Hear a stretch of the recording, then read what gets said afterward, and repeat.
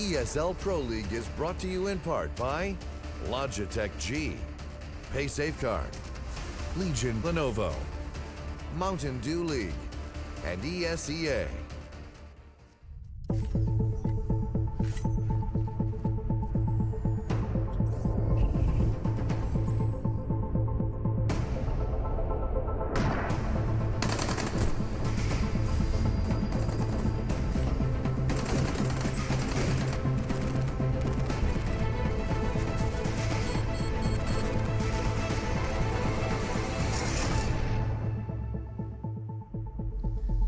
Welcome everybody to ESL Pro League, the last regular season day that we have, and it is going to be a crazy one. You can see it's a little different. It's just going to be me and Chad today. We're going to man down the fort here on the analyst desk. All the casters will be taken up. We're going to have simultaneous matches going on to close this out. I think there's about 4 of them, 5? Something ridiculous. Every match is being covered. It's all being played at the same exact time so that no tomfoolery can occur, as 7 teams are vying for 4 playoff spots in total that are remaining over in the European division. And there's 5 teams fighting to avoid relegation. Yeah, I think you did that right. I think I did that right as well. The numbers, we've been crunching a lot of numbers today. Doing the maths, I think it was, what is it, 35 different possibilities of how things could work out. And it all depends on not only who wins, but also who loses and how many they lose. And obviously seeding is in there as well. Seeding going to be massively important going into Dallas. But yeah, this is just wacky. Let's just get right into it. Let's take a look at the standings. We're going to start over in North America because they've got a battle going on. SK and Immortals already qualified. I don't think the seeding is locked in quite yet. Team Liquid beat Cloud9 on 2 maps last night, so that's a big win for them in terms of securing a playoff spot. But still, you look at that top 6, Optic still has a chance, Misfit still has a chance, and I think even CLG has an outside chance. I think SK are 100% the #1 seed, right? Because there's only 2 matches left. Immortals, even if they win 2, cannot catch that 18-win record. So SK are the #1 team from the NA division, as you would expect. Yep. But yeah, the outsiders, as you're saying, if Optic can get up their Luminosity, we could have 3 Brazilian teams going to the playoffs, which would just be absolutely insane. Yeah, that would be insane. That would be hard to swallow if you're a North American fan. You can see down at the bottom, Animal Squad, they have kind of broken up as a team, so they have forfeited. You can see their 0-0. Their matches just really do not count towards the overall standings anymore. The Foundation might as well be a dead team if you can see that, 1-23, and then Rush there as well, 2-20. I mean, that's an abysmal bottom 3 of this league, far and away the 3 worst. So they'll be playing off against, I think it's B's Money Crew, they're Ghost now, and the other one is... No, Splice are automatically in next season. Ooh. It's something 6, Enigma 6. Sure, yeah, that sounds with Whitmer and all those guys. Sounds so right. yeah, I haven't actually followed the. I watch all Counter-Strike, so I'm on top of everything. Yeah, do you? Mm-hmm. That's a lot of time. How do you have all the time? I don't sleep. Don't sleep. Yeah. Yeah, we've had a lot of that this week. Let's check out the European standings. These are the matches that we're going to be seeing tonight. These are the standings that really matter for the games that you'll be watching on this stream. North already in, Mousesports as well. Their seeding is definitely not locked in. As you can see, Mousesports only 1 game behind. So we'll see how those guys play out. G2 and FaZe are going to face off in a game. That's a huge, huge game. I believe we're calling that the Bay Area Burrito Hot Match of the Week. Yeah, just because they give us discounts. Yeah, that's not thanks bad. to them. Thank you, Bay Area Burrito. Astralis and Navi are going to round out that top 6, but also we have Fnatic, Envy. They're both playing. Heroic is playing. So I mean, a lot of chances for teams to break into the top 6 still. Those 7 teams, FaZe, Astralis, Navi, Fnatic, Team Envious, and Heroic, all have a mathematical chance of potentially qualifying for the playoffs if one of those 35 different possibilities happens for whichever team you're supporting. Yeah, which is just wacky to think about. And then you look at the bottom, there's actually another match going on that doesn't have anything to do really with playoffs, as Virtus Pro is going to be taking on North. And obviously North is already qualified. Virtus Pro has no chance of making the playoffs, but what they can happen, if VP wins 2-0, they can leapfrog a bunch of teams to not have to play in the relegation matches, which for them, in the way that they've looked recently, that would be a very, very, very good thing. Yeah, I think that also depends on the Hellraisers versus NIP game going 2-0 to either party, if I remember rightly. There's just so much stuff going on right now. It's difficult to remember every combination. It is weird. You almost swore, didn't you, Jason? I did. I almost dropped it, didn't I? Woo! That's how you know this day is going to start off well. Well, to show you the matches, we talked a lot about all the different games we have going on. We'll bring them up on the screen. We'll show you guys what you can see across a couple different streams that we'll have going on. LDLC and Kingwin going on. And you can see this is all at the same time, 21 CEST, 2210 CEST for the second map of both of these series. So LDLC taking on Kingwin, and then I just forgot everything because I didn't read all the way down. That's fine. We'll just get these ones. Yeah, we'll figure it out. Mousesports, Fnatic, Hellraisers, NIP, and Astralis Envy are all going to be playing. Also, as we mentioned, we have G2 G2 FaZe. There was another one I missed. Navi is taking on Heroic, which is an important game as well. So yeah. I think Fnatic need to 2-0 Mouse to have any chance of qualifying, same as the Envious game over Astralis. Astralis, I think, need 1 game. There's just, yeah, a lot of different bits and pieces there. The Na'Vi game, Heroic also needed 2-0, while Na'Vi could maybe get away with a 1-1, but a 2-0 would probably secure them in. I could go on like this for hours. Yeah. Yeah, there's a lot of different ways. I don't think you could go on for hours because I don't think we have it all mapped out. We don't know everything that can possibly happen depending on who wins. It's just difficult. You've been talking about this all season. This is like your favorite. This is your favorite day of the season, isn't it? No, like, okay, so last season it was the last week, and then it slowly every day you could see not exactly, but you could see a few different possibilities of how it was going to pan out. Right. This is actually madness right now. The fact that there's all these different possibilities and it's come down to the last day to decide 4 spots, and then we still only have 1 team locked into the auto relegation, and we still have 2 more vying for the relegation playoff position. Nothing's clear. Yeah. And we've had 10 weeks of this, and we still don't know who's the top dogs, I guess. It's kind of cool thinking that the players also have no idea. They're just saying in their heads, we just need to win. Need to win, That's the best mentality, right? Yeah. Yeah, need the W. Need the W. Well, we mentioned we're going to have a couple streams going on. This one is going to be showing G2 versus FaZe. We're also going to be doing a little bit of, how do we call it, conference coverage. Yeah, roaming coverage. Yeah, roaming coverage. We're going to have Mitch and Lauren with us. They're going to explain a little bit what they're going to be doing throughout the evening. Manzi, what's going on? Oh, wow. This is okay. We That's can't the hear opposite them. of hot mic. So what Mitch is kind of saying here is, guys, what's going on with the mic? Oh. Now we've got There we go. Hey, there we go. Hey. It's You nothing can see like we a conference practiced without this. audio. Exactly. Well, we've definitely got this nailed down. Yeah, basically, of course, there's like 7 simultaneous matches going on, I think, at any one time. So we can't really cover any of them in their entirety. No. But what we'll try and do is jump across between them. There's a few interesting ones, like VP needs to 2-0 North to get out of relegation stuff. So we want to see this. Yeah, of course, and we're going to have the admins like diving into us and kind of letting us know what's now viable, what's not. So we'll be keeping you guys up to date throughout the entirety of this, and then the analysis desk will kind of I guess smooth everything together and bring it all out. We're just kind of like live from the sidelines, I guess. That's right. Yeah, the role I always get at ESL events somehow. We'll be going around the grounds a little bit here as well. We won't be theory crafting too much about what the results mean in the grand scheme of things. That's when they're going to come back to obviously you guys in the studio, and you guys get the fun job of putting all the pieces together.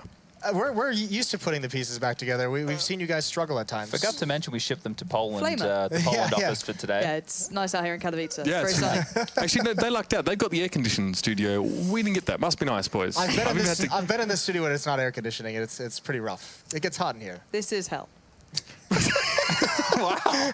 That's not bad. That's a good way to end that little segment, isn't it? Yeah, the producer's like, cut. Yeah, and he's Get like, him all off. right, Chad and Moses, this is where you pick up the pieces that are Lauren right now on the floor. And Lauren's all over the life. place. Yeah, Lauren's life. Yeah, we're going to have a lot of games today, so obviously I don't even think we're going to be taking necessarily taking a break. I think we're just going to be, when the game ends, we're going to go over to Lauren and Mitch. We're going to see what they're looking at the end of a game that's on their stream. We'll come back to us when the next map is live and all those fun things. Important thing to note that we didn't mention earlier, all these matches going on, 2 maps obviously, just like all season, but the second map of each series cannot start until everyone's first map is complete. Yeah, that's really important so teams don't know what the resulting product is until it's too late to really... Yeah, so the motto tonight will be analyst keep talk until, yeah, right, until we the have games are done. to show. Yeah. And then also the third stream, as we just, Matt and Henry will be doing the G2 phase here. Lauren and Mitch, like we said, will be roaming, and there's a UK stream going on. We'll call it the Are they doing the VP North They're doing game? the VP North game. Okay, so that's more of like a, I guess, North vying for #1 seed and VP just trying to stay out of relegation. avoid relegation, yeah. Without further ado, we're just going to get right into it. G2 the game. versus FaZe. Sweet. Yeah, let's just do that. Let's start talking. Well, why did we pick this one, Jason? Should we set this one up for the people at home? Yeah, set the stage for me, Chad. This, I think, will be the most competitive match of the night, and both teams are in a position where they really need that 2-0 if they want to avoid any mathematical chance of potentially not making it to the playoffs. We've seen G2 on the rise recently. They were at the bottom of the standings earlier in the season. That was a surprise to everybody. The super team dream didn't come to life. But then they've turned it around. They've had a resurgence, and now we've got FaZe, who aren't struggling. Obviously, they're a really decent team, and they're playing fantastically, making all those finals and stuff. They just seem to not have found their weakness, but when they're not playing Astralis, they don't look as put together, and that's something which we saw last night when they played Hellraisers. Yeah, they looked, and that was tough. I mean, that was a little bit of, the conversation of, is it jet lag? Is it the LAN hangover of coming back from a big tournament that was going on? Might have been a little bit of both. Either way, they split that, which is going to make, at least a little bit more of a cushion here. I think I like that we picked this match because I think these are two. I think it'd be hard to argue that you could find two more individually skilled rosters across all of Counter-Strike. This is the definition right now of the two teams who love the Force Spies. We're going to see so many Deagle, Force Spy, Tech9. Actually, you just brought up some PTSD. What was that match? It was in Went Star 10 Ladder. rounds or Star something, Ladder, yeah. when they, I think there was like a total of 6 gun rounds played across like 2 maps or something like that. Crazy. It's not what you want. It is not what you want, It's but entertaining. It is entertaining. The Deagle's obviously the Tech9, so that'll be really, really cool. It's just going to be interesting to see how it all comes down. I think the tough part for it is the first map's going to be on Inferno. Yeah, and I guess that's like FaZe's you gotta almost say, they've number really one come map out on right top now. of the new map. Yeah, but it's just so scary, right? When you have players like Shox and Kenny who you're going up against as well, who the French teams in the past have been fantastic at Inferno because of these set strategies and stuff that they've been able to run. But the way that G2 do it is it's not as structured as like an existence level. It's not as loose as a happy style. They've kind of found that. Oh, we're going to see this later as well, aren't we? That's beautiful. Yeah, we've got the middle ground of Inferno right now with the strategies that the guys on G2 are able to bring out. But this is a map where I guess both teams will get to use all of their strengths. You know, you have players who are really good roaming with the AWP, Kenny Asanalu, and then you've got people who are good at being rocks. You've got, you know, Body's actually proving to be one of those right now for G2, and then you've got Kiyoshima on the other side of things for FaZe. I think the approach right now for FaZe on their map is potentially exploitable if G2 have done their homework and watched the demos, and it's just going to be interesting to see how they play that CT side. Are they going to cheat Keo over to the B bomb site early so he can use his utility to help out Nico and Carrigan? Are they going to have the standard 3 guys at A so he'll be over the pit side straight away? Right. It's just going to be, I think that's where the early battle will be decided. And then the economy, you know, where are we going to find ourselves? Is this just going to be a Force Spy match? Yeah, that would be very interesting. I think also the cool thing about, especially on a map like Inferno, is the player. I mean, we can talk all we want about Kenny and Shox and how dynamic they can be and how big of stars. I think Apex is a player that is going to be massively important on this map. You think of, you know, one of the few players that I can think of that like fits into that stereotypical, like that one role that he has, that entry fragger role. And if he goes off on a map like Inferno, where it is all about getting that entry, finding just some kind of an entrance into the B bomb site, into A during the execute, that's huge. So even if he can just get his one kill that opens up the bomb site, Apex is always a player that I think can make things so much easier for his teams. So he's going to be huge. And then on the FaZe side of things, I notice a lot on Inferno more than probably any other map is so much utility is spent early on in the rounds to try and just get like one kill. Like teams will waste like 3 players, maybe not waste, but use 3 players worth of utility to just give themselves an opportunity to get a 5-on-4 advantage, whether they're terrorists, whether they're CT-sided. So I mean that early jockeying for position is massive. Yeah, for sure. And it's you have to decide where you want to have that battle, right? I think we've seen the map evolve, and especially in the old version as well, where once you have that banana control, once you have that top mid wall control, you can run the clock right down and do very late round fakes because the CTs have to be forced back into the site. They have to play like deep in B, have to play deep in pit, and when the execute comes in, that's panic, right? That's when the CTs are assuming everything's happening, they're making the call the best they can, and that late round rotation with 20-25 seconds left can come in, and you can maybe find almost an empty bomb site from time to time. That isn't something that we really normally see with these two teams, right? It isn't something which these guys are particularly known for. I think it's going to be more of a brute force style of Counter-Strike that we've seen, just them clashing head to head. And I was watching the reflections that Thorin did with Apex, and it's talking about the ride or die kind of entry fragging thing. And it is difficult for those entry fraggers who are always doing that role because they can get, just have off nights where the timings aren't going their way, or the CTs do have the advantage. They are going to make that frag on him. So he needs to have one of those games where he's kind of feeling it or getting lucky to get in and find all those kills. Because Inferno is one, like you said, utility is great to find a frag. It's also great to block off choke points. So it's difficult for entry fraggers to bust through unless you have some really good pop flashes going on. Yeah, and I mean, that's the other X factor for an entry fragger, is just a random pop flash as well can just ruin everything. The good news is, since these players have so much talent, so much skill on both teams, even if someone like Apex is lost, even if that first initial kill doesn't go their way, so many opportunities to get back into things. You think Nico is just a massively impact player. Don't even really need to talk about him. Alu has been a specialist on this map. We've seen it.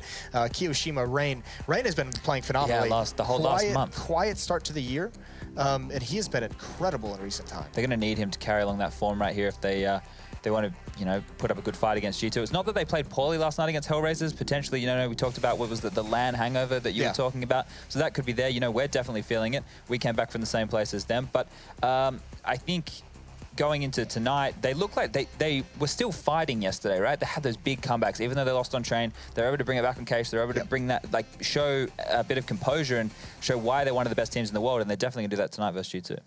Yeah, they're going to have to. Cash is going to be the second map in that series, which we'll touch on later. We won't go too deep into it now, but definitely a good map for both of these teams.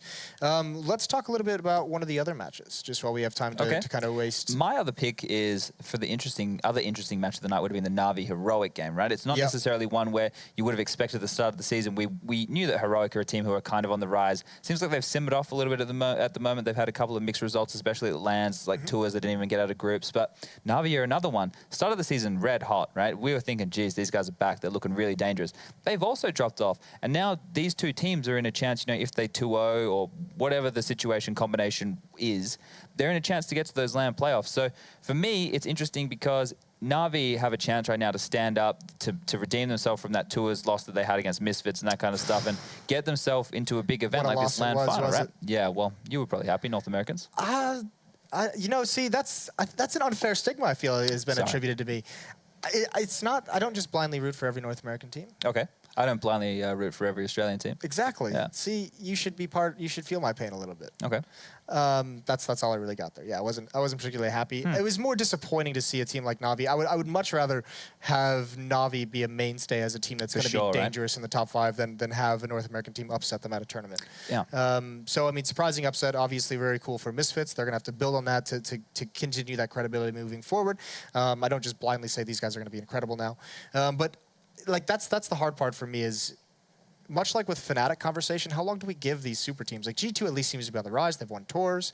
We've seen some really cool new things out of them that we haven't seen from French teams in the past in terms of tactical innovation. With a team like Na'Vi, and I posed this question about Fnatic to you the other day, is how long do you give them before you just say, okay, this is now at that point? The thing is, the mixture of players should work, right? Like, you look at it on that paper, is the really tough it part. should work. Yep. And it looked really good when they replaced StarX. Absolutely no disrespect to him. I think he was a legendary player. I still think he had an amazing input as a coach, but they needed that mental reset, right? You give yourself a new perspective, a new person, and it kind of revitalizes the team without taking away one of the core members.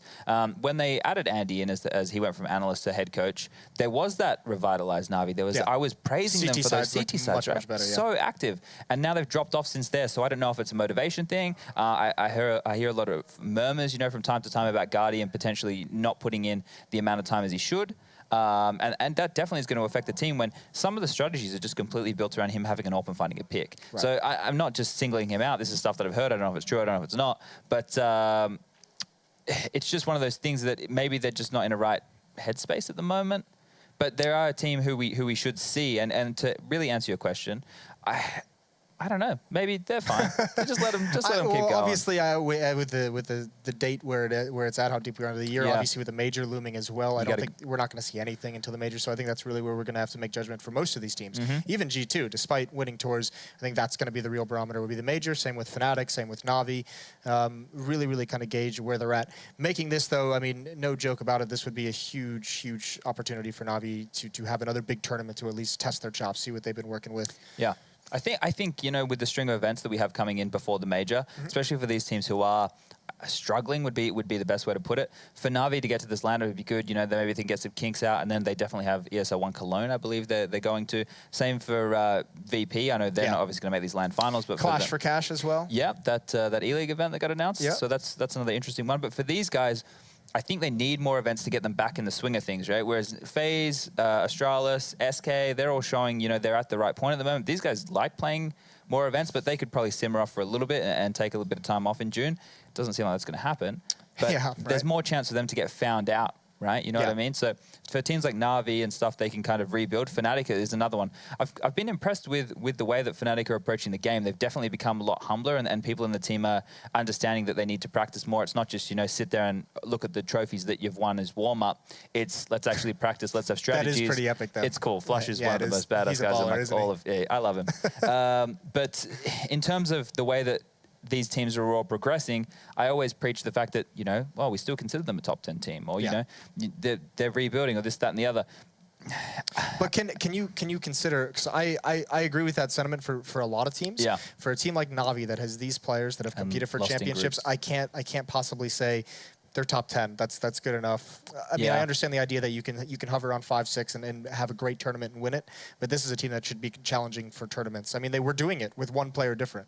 Now, obviously, Zeus can have a lot of impact as an in-game leader. I mean, that's probably the biggest role they've struggled with. Is Zeus is not having that in-game leader to replace him with, but still, this lineup of players I feel like should be challenging a little bit more. Either way, some fun information for you, and for you viewers out there. 2 of the matches are ready to go. That means we have 20 players ready to go, but we can't start one map until every single team of every single match is ready to go. Well, isn't that something? So with all the struggles we've had throughout the season of waiting for 2 teams to ready up, now we've got to wait for, I think, like 7, 8 teams to ready up, something like that. Tom just said we're only waiting for 2 teams. Only waiting for 2 Fnatic teams. and Mouse. We're down to 2.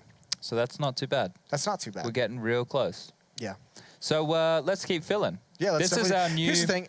I was going to say this is the introduction to our new Counter-Strike podcast called Talk and Counter. Yeah. We've been trying to do this all season long, haven't we? We haven't been able to find some time to actually do it.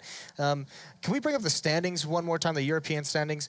Let's see. Let's do this. We don't like to do predictions on matches anymore because we're all ex-pros and we hate that shit, that crap. Whoa! Let's bring up the standings. Let's say, yowza. Let's do predictions for which teams are going to make it by the end of the night. Alrighty. So North and Mouse Sports are already there, so you got to pick 4. Okay, I think that the G2 FaZe game is going to get split 1-1, so both those teams are going to be on 15 and 10. Astralis are definitely going to take at least a minimum of 1 map off of Envious, probably 2. So I'm going to say they're going to take 2 off of Envious. That's going to put Astralis in that 3rd position on 16 wins.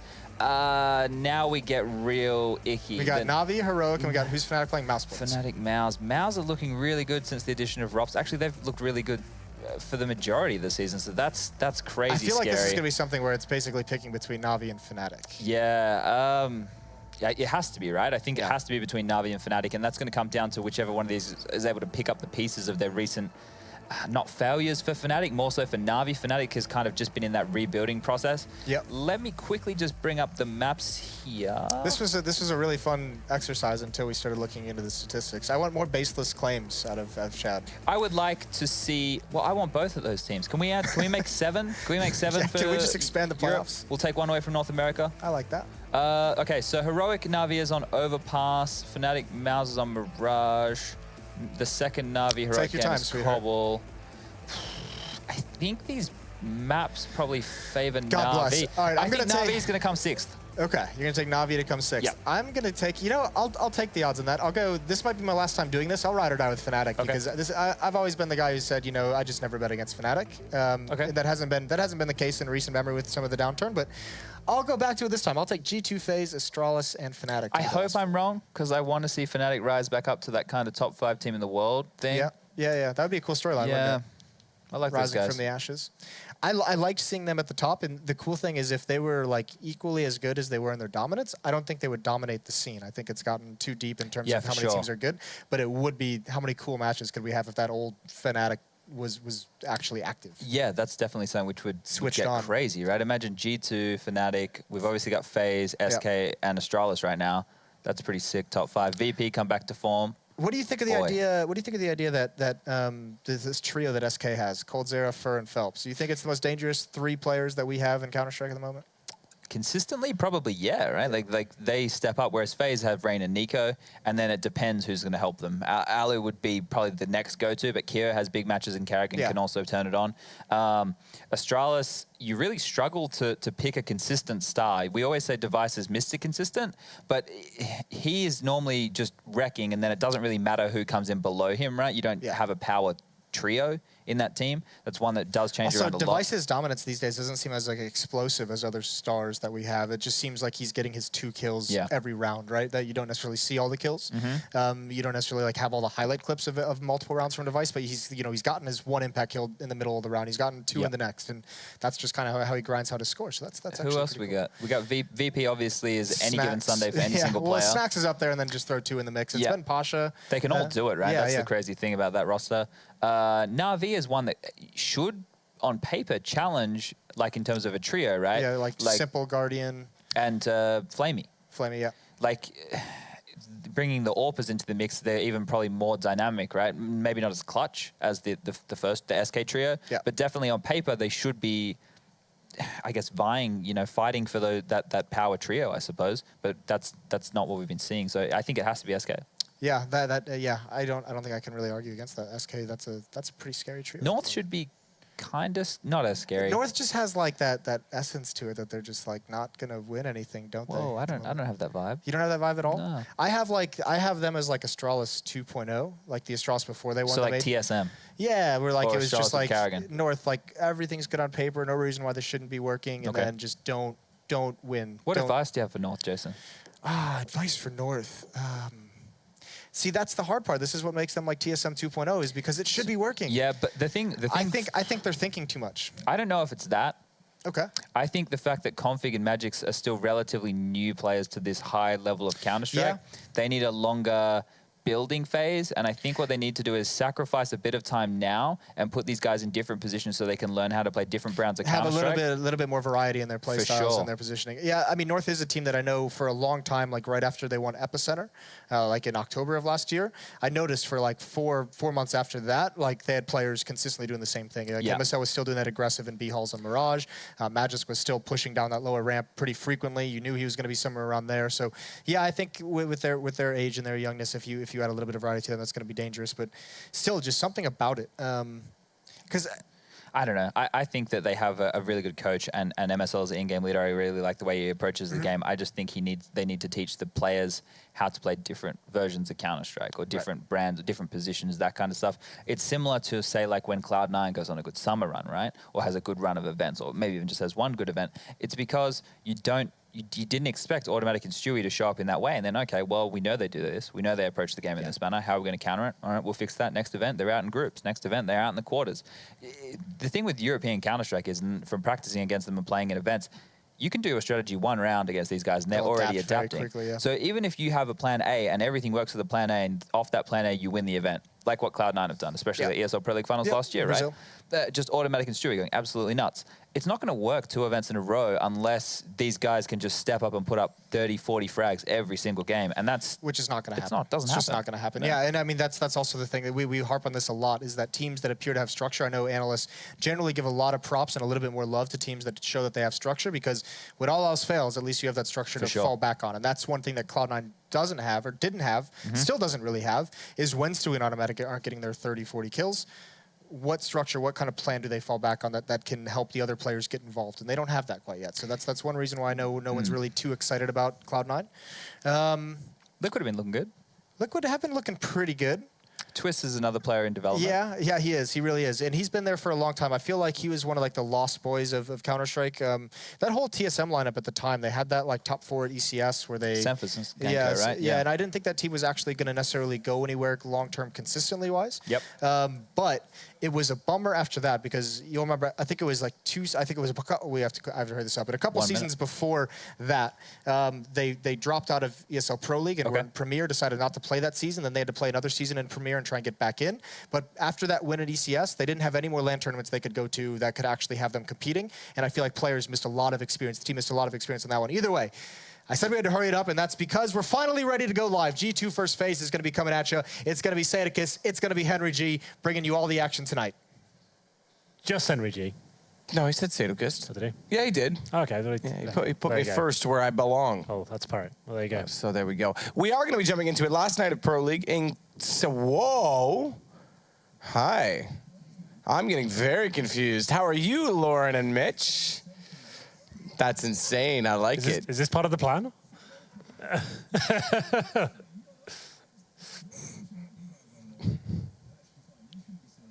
I don't see you. I see us, and I can hear you. So we can have a conversation, how's guys. it going over there? What are you up to? Insane amount of teams and odds. What do you think?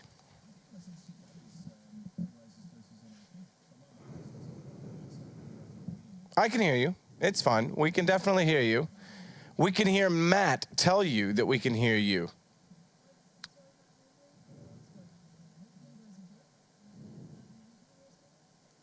We definitely can, but that's all right.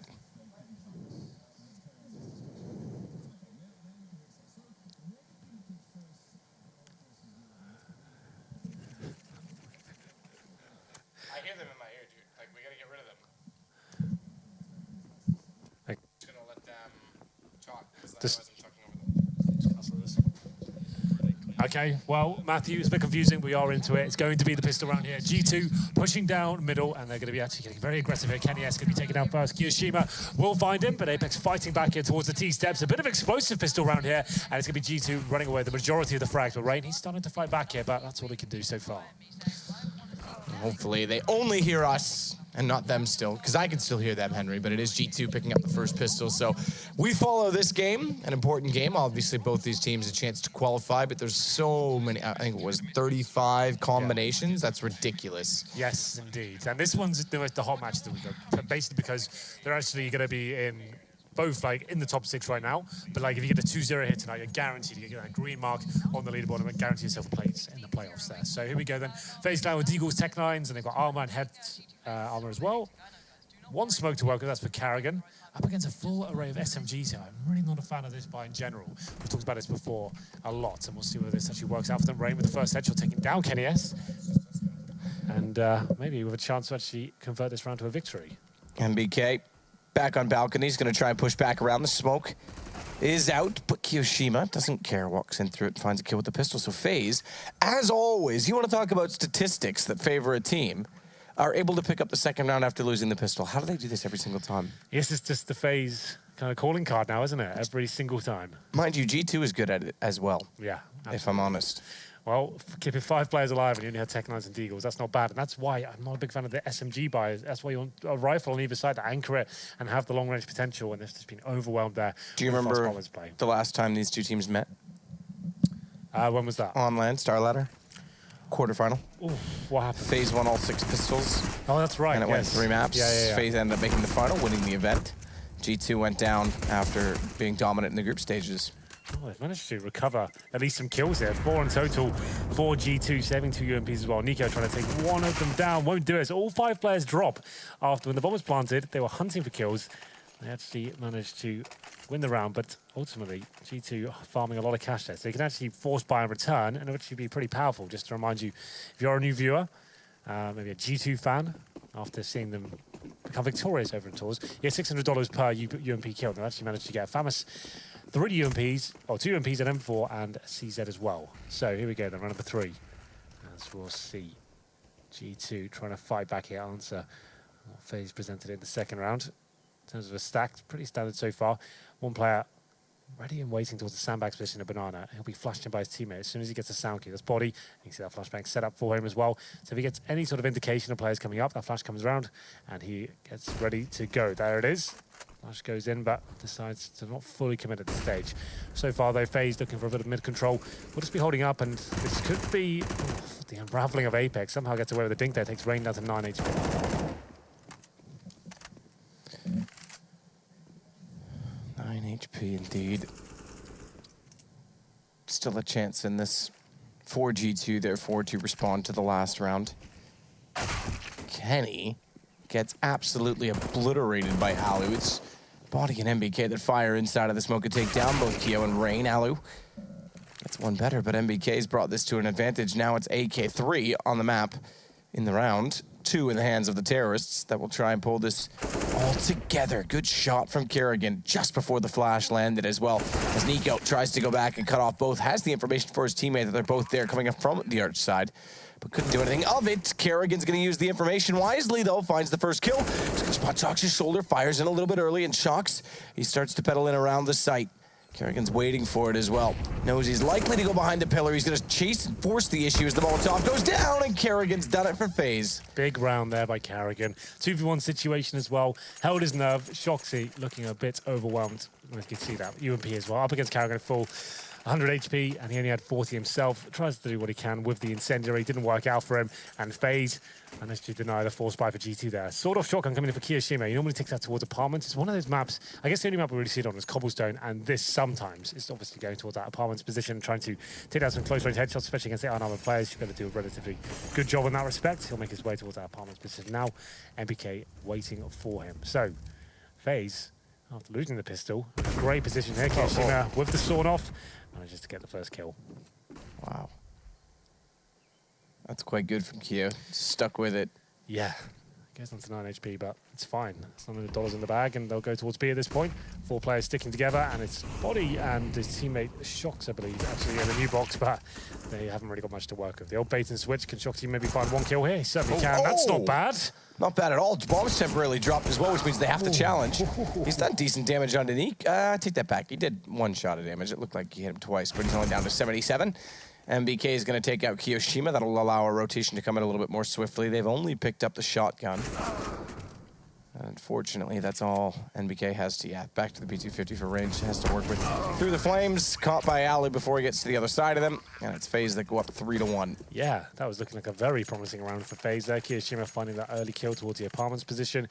They then go towards B with a simple set execution, smoke towards CT spawning coffins, but that double stack of new boxes that actually allows Shoxy to cause some economic damage there with the P250 frags.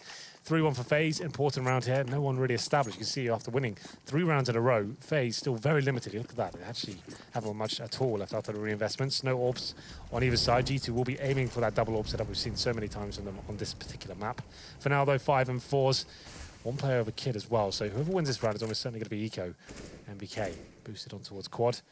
And Rain with some control towards the apartments. Kenny SS beneath MBK as well, just a note. So that'll be another bait. MBK will probably try and go for 1 frag and fall back and allow Kenny S to lurk underneath that Quad position.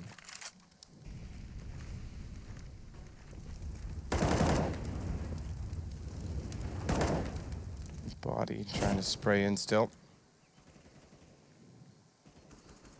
I'll back off, subside slightly under pressure toward Banana. 2 players occupying toward Quad side. With the boost, NBK gets 1. Kenny's down below. They double up, but they get traded back, and Keo gets away, spotting a 3rd, trying to repeat from the hay bales. Smartly gets himself out of there. So good trades, I have to say, from FaZe, considering this mini stack, if you want to call it, with the boost. Shox, though, Cubby undetected, could be huge. Keo, he's making a little bit of noise in this position. So, Shox, it's really a game of chicken at this point as he waits in the corner. Could have peeked it earlier. He's not. He's looking the wrong way. It looked like he was inching in to check it. There you go. 2 kills for Shox. Pick you and take them both. Well done. Yeah, that's just due to the fact he's killed 2, spotted 1 at Quad as well. This is not chicken garbage at all, but it's up to Alu now. In a winnable situation, the bomb will be planted on the A side here, but Shox is coming in from the Quad side. His teammate will be Body, and I think Alu will be dying momentarily. Manages to rotate towards the site and deploy a smoke so he can focus on one particular area. Still within a shout to winning this one as they both come from the same position. Good night. Shoxy, incredible round from him. Like we said, Kiyoshima finding the frags there towards the Quad side. He spotted a 3rd just about as well the shoulder of him on the corner. So he just thinks, okay, the other 2 will be towards the bomb side. This should be absolutely clear. Shoxy, though, lying in wait. Waits for the 2-to-wall pass. Takes them both down. Clinical stuff. And that's going to be the first round since the pistol for G2. 3-2 in their favour still for FaZe. And like I said, whoever lost that round would be onto an EK, but they do get the bomb down, which gives them an extra $800 per player. So they will be forcing into this, and why not? They want to keep the G2 side modest, so even if they don't win it, it comes down to a 1v1, for example. That still keeps the game within their grasp. And even though it's a 3-on-3, well, 3 plays 3, they still have a chance to stabilize things going forward. So the buy comes in. AK-47, 2 UMPs, 2 Tech-9s. They've got smokes and flashbangs to work with. Another default for now. No one fully committing towards Banana or apartments. Kiyoshima just starts to explore that area, pre-fires the corner. The CTs, they know they can't really hunt for frags here. That's a nice shot from Body. Very nice shot. Good angle. Nico gets caught out a little bit too far. Don't think he was expecting the last step to be the one that took him down. About as far as he could go in the position. As Alu grab over to the AK instead and try and prod back into the position that was lost. They've gone passive as a result of that kill. Rightfully so.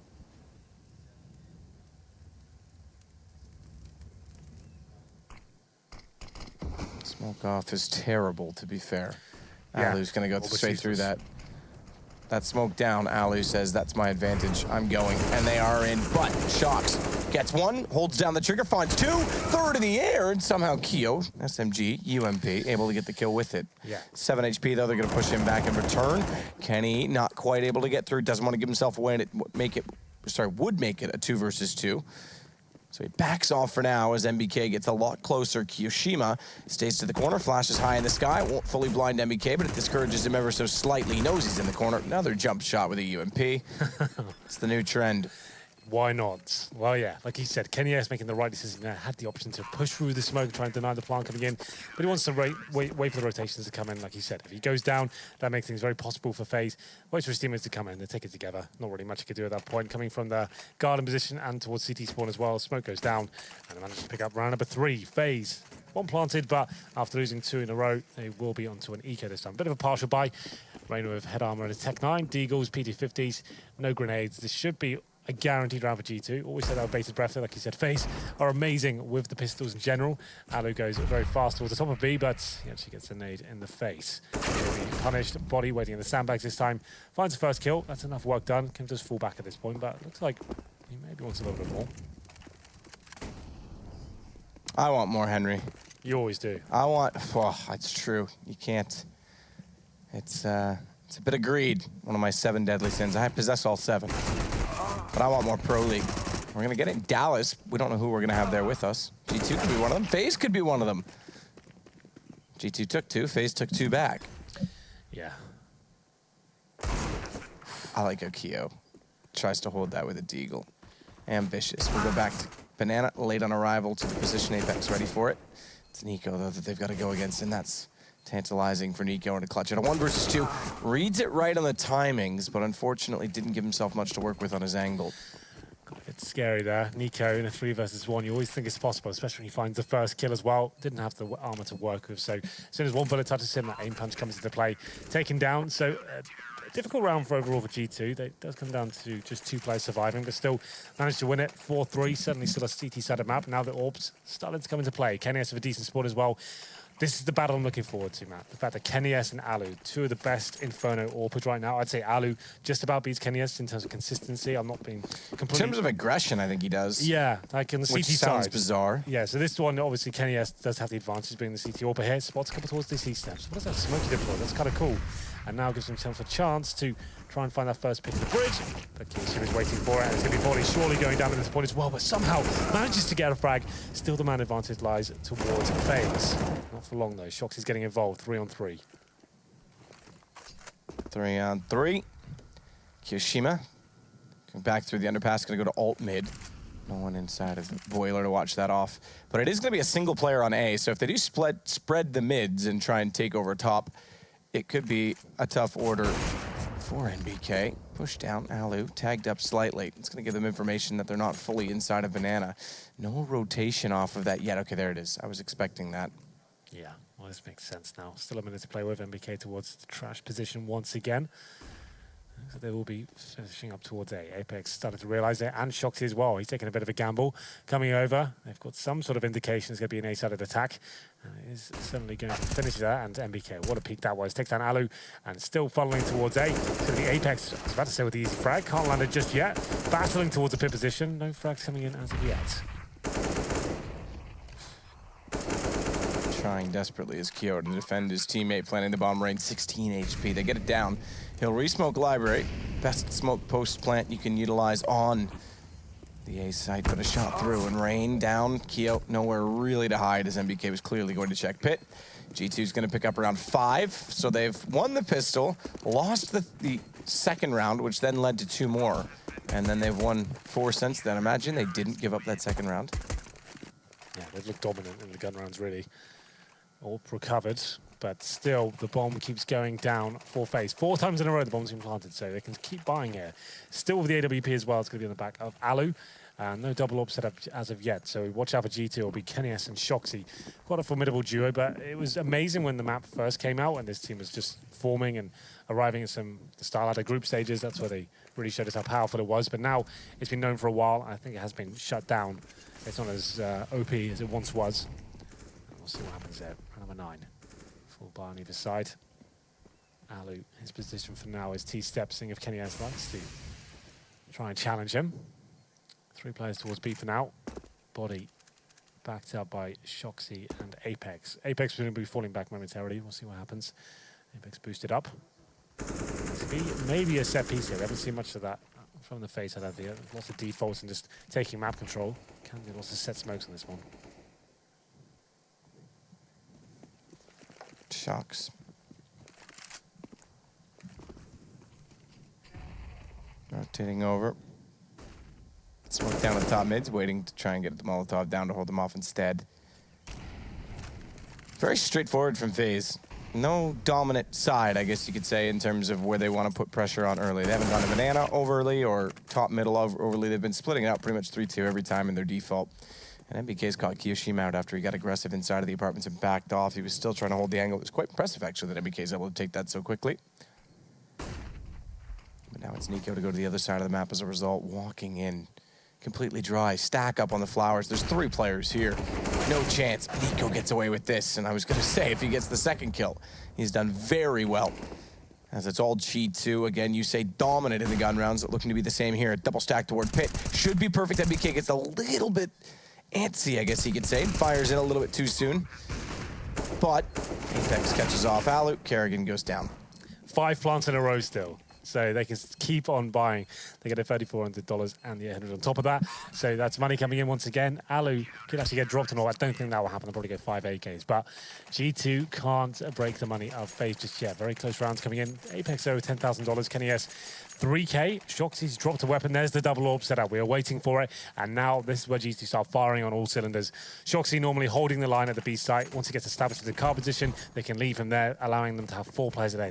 Keo just walks back. That is unreal. That is a very, very dominant ace. Yeah, we need a replay of that because that was unreal. Oh my God, Kenny S.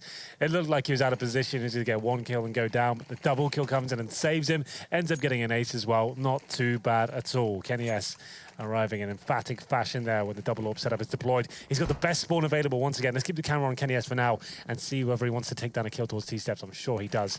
And he'll be looking towards that position. Might just find one. Looks like it's a B rush though, so it's up to Shoxy. Like we said, holds the line, falls back, buys himself some time, and just keeps changing his position. Good stuff so far. Holds them off. Shocks. Ooh. Close. Damage coming in. He's going to back off ever so slightly. Crossfire set. 3rd player rotating. Apex coming in from Ruin's body. Just has to stay alive to bait them. As Apex gets back in position. Alu's done all right with the Tech 9. Unfortunately, he's the only one to get a kill so far, and he's the only one that will. It's now 7 rounds in a row for G2. And it's not a gun round won yet by FaZe. 2nd round force. Yeah, look at this. The fact is as well, he drops the smoke and then just listening to something, so we can get past that. We can push through before it goes down and not have the grey screen. Bang. It's actually the player that works against them, and he's so hungry for that ace at that point. There it is. Boom. Finds Kiyoshima. He's normally in the apartments area. He knows that. And no bomb planted, but still maximum loss bonus. The buys keep on coming. Shoxy looking to get a bit more aggro this time. Looks like it's going to work out for him. What a shot that was down the AWP as well. Waiting at T-steps for him. Oh, this is when it gets scary. Yeah, for FaZe struggled. Was it last night? Or the night before? Hellraisers, yeah, last night. Yeah, it was last night. They struggled last night to close out both maps. Obviously, they did pick up 1 win. Yeah. But this is remnants of some of the issues that they had, just not really getting going, not on the same page, not executing. They're getting absolutely out-dueled right now against G2. As Nico works his way in, backside shows. I think he took a shot through his teammate there. I didn't see who it hit, but might have been Rain. He's down to 44. It's still decent to get them inside of the site because this time, for once, they don't have 3 players there ahead of time, ahead of schedule. Only 1. Smoke off. Look at Apex. Back in through CT quickly. Takes down Rain. Keo will get NBK, but that's going to be round done because Kiyoshima was lurking. Shoxy wallbang someone. I think it's with the coffin.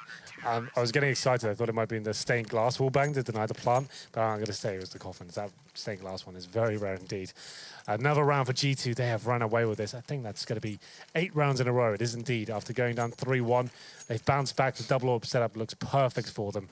A decent retake once again. We've got a replay here of the play. This might be the wallbang. Yeah, through the coffin. So that's a little bit of a pre-fire, and that's so good from Shoxy. When they're both arriving like this, Kenny S and Shoxy, like, who can shut them down? I just put those Shoxy over in Starladder after that great group stage performance. I was like, so do you think there's any teams that actually know how to shut down this double orb setup? Obviously there are now, but he was just saying, no, I don't think there are anyone that is. And once they do know how to set it up, shut it down, I've got another setup that kind of changes everything up and they'll be locked out once again. So that's quite exciting. I am waiting for this team to like win a big event. Obviously they won tours, but does that get you excited? It doesn't really. Not really, no. Yeah. Beating Hellraisers in the final, like, it's not really a test of to say they're a contender for the top 5 right now. Yeah, and they failed in Austin as well just before that. So yeah, I'm not 100% on board with them yet, but they are improving. Group stages at Starladder was impressive. There's no doubt about that.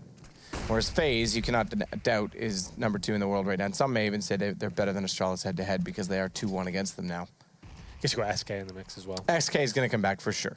But I think people are going to want to see more from them too. Well, still, double orb set up. FaZe buying once again. This looks like an easy kill for MBK. Changing his position up. That's so nice from him. Dynamic play. He's been defensive so far, but he does go down in the end. Kiyoshima, staying out of the house and going to find 2 frags here as well. Possibly around for FaZe. Looking good. Possibly indeed. Kenny, smoke. This time no gap in it, so won't be able to shut down absolutely everyone, but FaZe need to capitalize. Bomb already wrapping in as well. Best chance to get a plant on A that they've had in a while. Their string of plants is quite good. As you mentioned, 5 rounds in a row. They didn't get any in the last 2, but they get one here.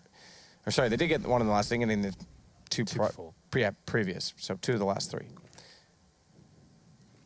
Nico's got a great chance to take. Oh yeah, what? He's so fast Gun right barrel now. showing. Nico, I thought would just pre-fire that, and Kenny nails him. Shocks comes in.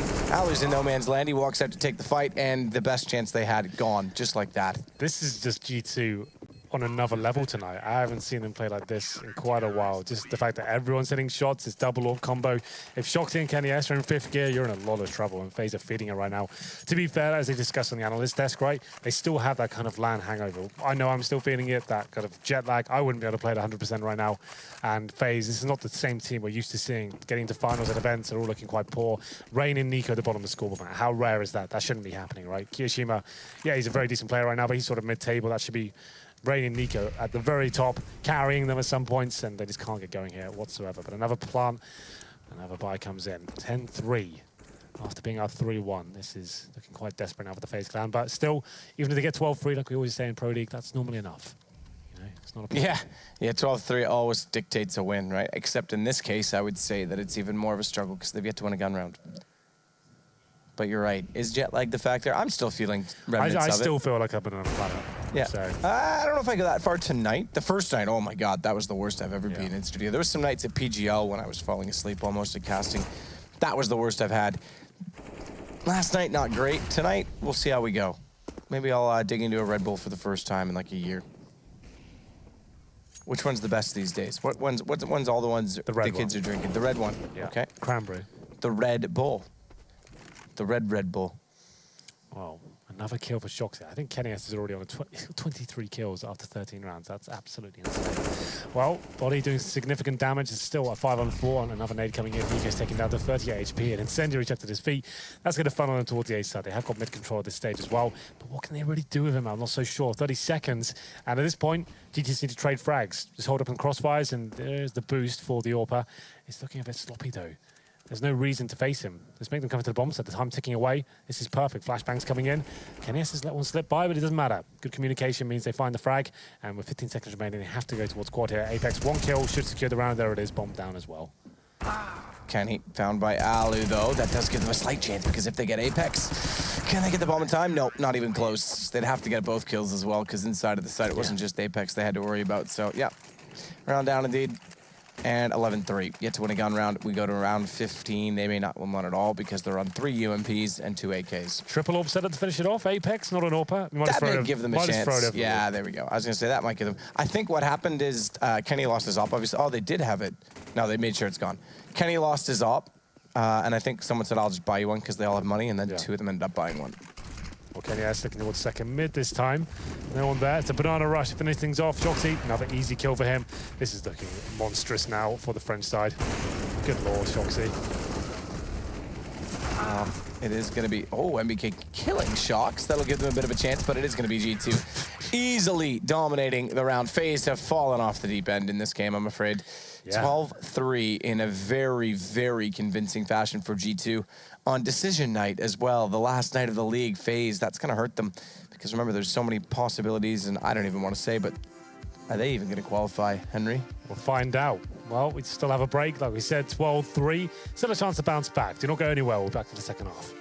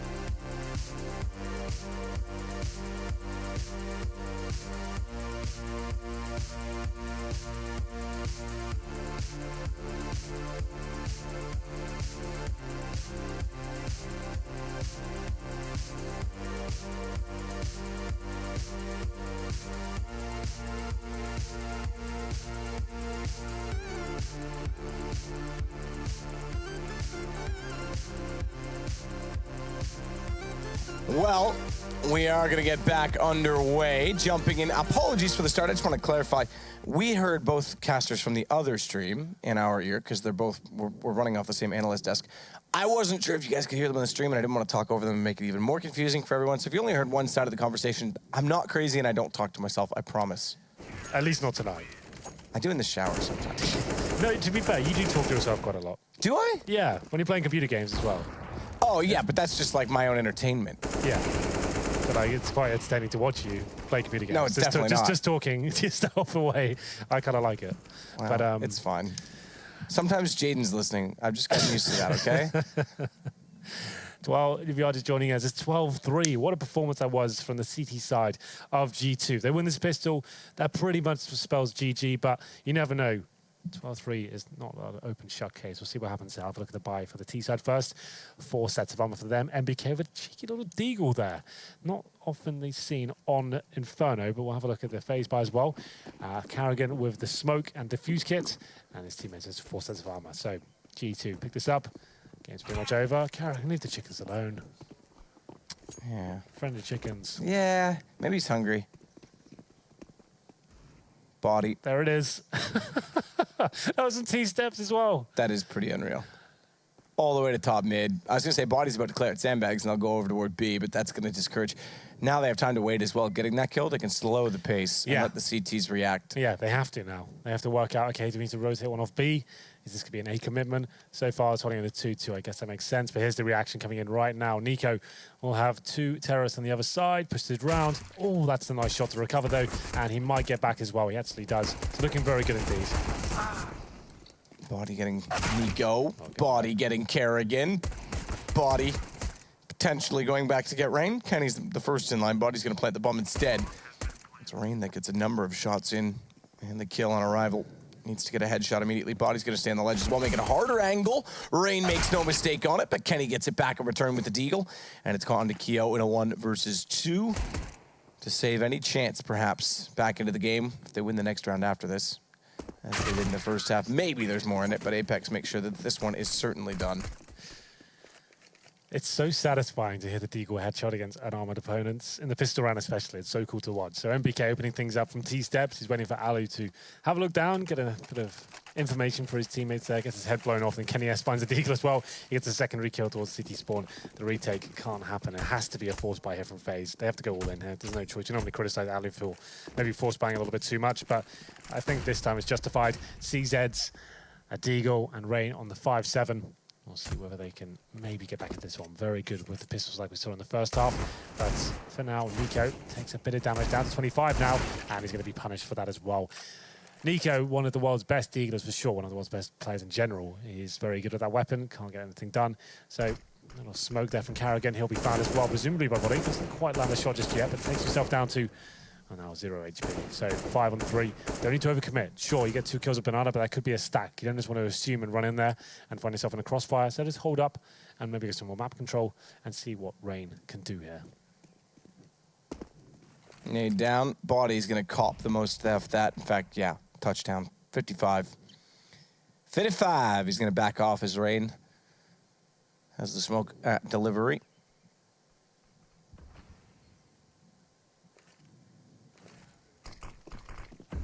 He's going to round the corner first and clear up Boiler. It's Keo that's got an angle, hopefully, for the CZ to work from. Does manage, actually, to get a kill from that. I'm very surprised. And he instantly runs down the hallway so as to make it awkward and more work to find him, but bomb planted. Unless he gets something incredible. And not only that, look at... Oh, this could work. Yeah. A little ring around the rosy because he goes out the window as Apex came in to flank him. I was going to say, if he does something miraculous, they're in a good position, but they're already playing for exits at this point in time.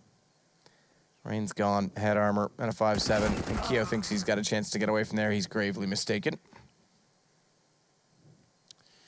Well, unfortunately, man, it's going to be 14-3 and no money for FaZe into the next round. The best they can really do here is save that Deagle head armor, and Rain still has something to work with going forward. They might as well try and hunt him down. You can see them in T-spawn, just try and get everything out of the CT possession. 14-3. This could be a very quick game indeed. So if you're unaware what's going on tonight, we're playing the last games of Pro League. The reason is we play them all at the same time. There's no sort of tomfoolery. You can't work out results and kind of help people out. Everyone has to play at the same time, right? So at least there's no sort of foul play that could possibly happen. And well, this round has to be another force buy from FaZe. Scouts, CZs, UMPs. No armor really. Alu with glass cannon scout. Don't really see that too much these days. He does get a tag in. He's up against Kenny S with no orb this time. MPK has got the scout. His headshot, and Karen is actually getting the stuff. But Shoxy, even more so. Kiev backed off as they smoke out toward the sandbags. 14-3 G2. This is very good from them. They've been impressive in the second half of the season. Remember when we thought they weren't going to make the LAM because they were 0-6 or 0-8 even? Wasn't it 0-8? 0-6. I'm not sure. They were dead last after week 3. Yeah, that's right. And now they're fighting for a spot in the playoffs, and I'd say looking very good, yeah, to get one as they'll boost up. If they get the 2-0, that guarantees it. That's right. Ryan, Keo, both shots going in for FaZe, so this time G2 not quite having a walk in the park. Now he boosted up, sees his teammate go down. Fires through the smoke. It's going to be a flash in instead. Deagle in hand instead of the scout, and Apex and Shox hold off, so it is map point G2. Not much to report, just another slaughter. A little bit closer, more contest that time. Just have to keep buying. This is looking rough, and unfortunately, Inferno, I thought this would be the very best map of tonight. Both these seem so good, especially on the CT side as well, but FaZe in the pistol, pretty much towards all potential. And now they need 12 rounds in a row just to get us to overtime. Very, very unlikely, but stranger things have happened. Scouts, UMPs, a Deagle. Alu with the scout once again, gets a tag off, but through the walls, takes Kenya's down to 67 HP. Goes to the bridge this time, another tag coming in, Apex low. This could actually work out for FaZe somehow. Somehow.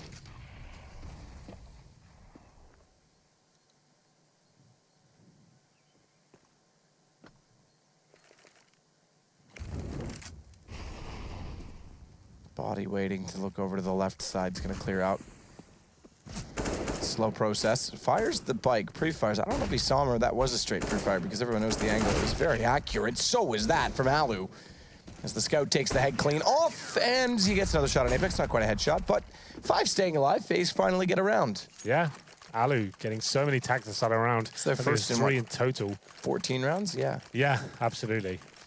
Well, so much money available for G2. You can see 8K for Apex. Shoxy not far behind that as well, but 2 players actually struggling. They might, I was going to say, it might not be worth buying this one as a partial buy. That's exactly what they've done. So just an AK. Oh, okay, no, all in. They might have wanted to take a pause there. This could be a bit of a fumble. I'm not so sure.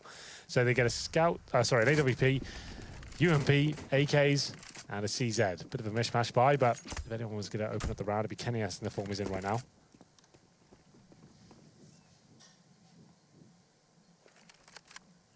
Carrying him with smokes in front.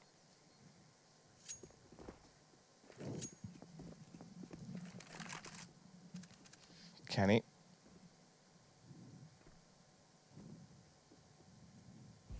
Try and make his way back up in position toward Banana as they get their work done. They find one, traded back. Kenny's still going to anchor down the position.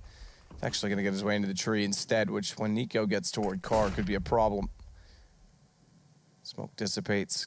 Kenny's not quite ready yet with the AWP, but he's there for when the time comes, and they're going to think otherwise and head back over toward mid instead.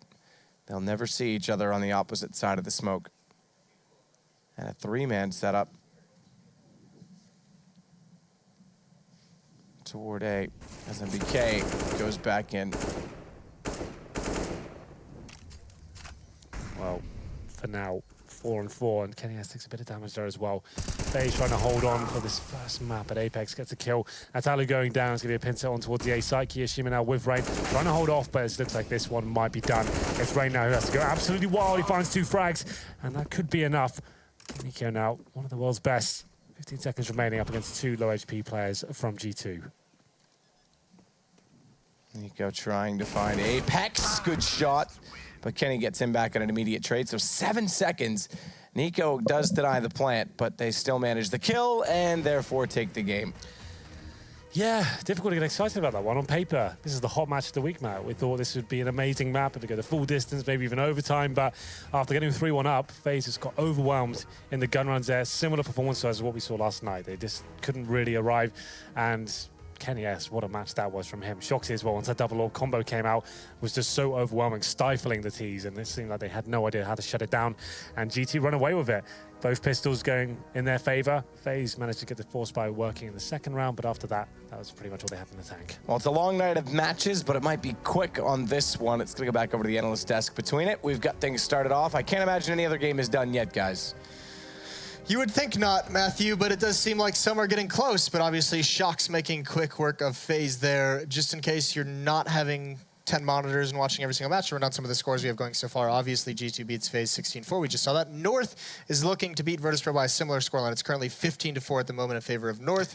Fnatic up 11-8 over Mouse Sports. Hellraisers 13-8 over NIP.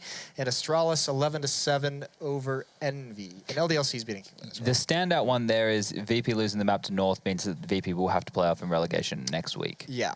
Against the likes of Big and Penta. And we were wondering yesterday, because we did see over in ECS, Fnatic putting up a good, or I mean, Virtus.pro putting up a good fight against Fnatic, yes. Yeah, so we were saying, okay, maybe they're getting back into the swing of things. Maybe the the E-League announcement might have been so exciting that they've been getting back into it. Not looking the case here. That's tough. So. Unfortunately, not for them, no. And I think a couple of the other big ones is the Hellraisers NIP game that's going on right now. Hellraisers are currently in the lead, but NIP are coming back. If either of those two 2-0 in this matchup, they could be in the chance to be in that bottom 3 situation with VP, because LDLC have a good chance right now of beating Kingwin. If they do that, they're going to push themselves up potentially out of relegation. Do we? Well, here's what we're gonna do. We're not. Do we want to do a bit of post-match? Yeah, we can do. But just real quick. Would you like to mention something? So the first 6 rounds of the game were entertaining, and then Shox just went Super Saiyan Jin 4 or Super Saiyan God. Which one is it? Anyway, he just went ham.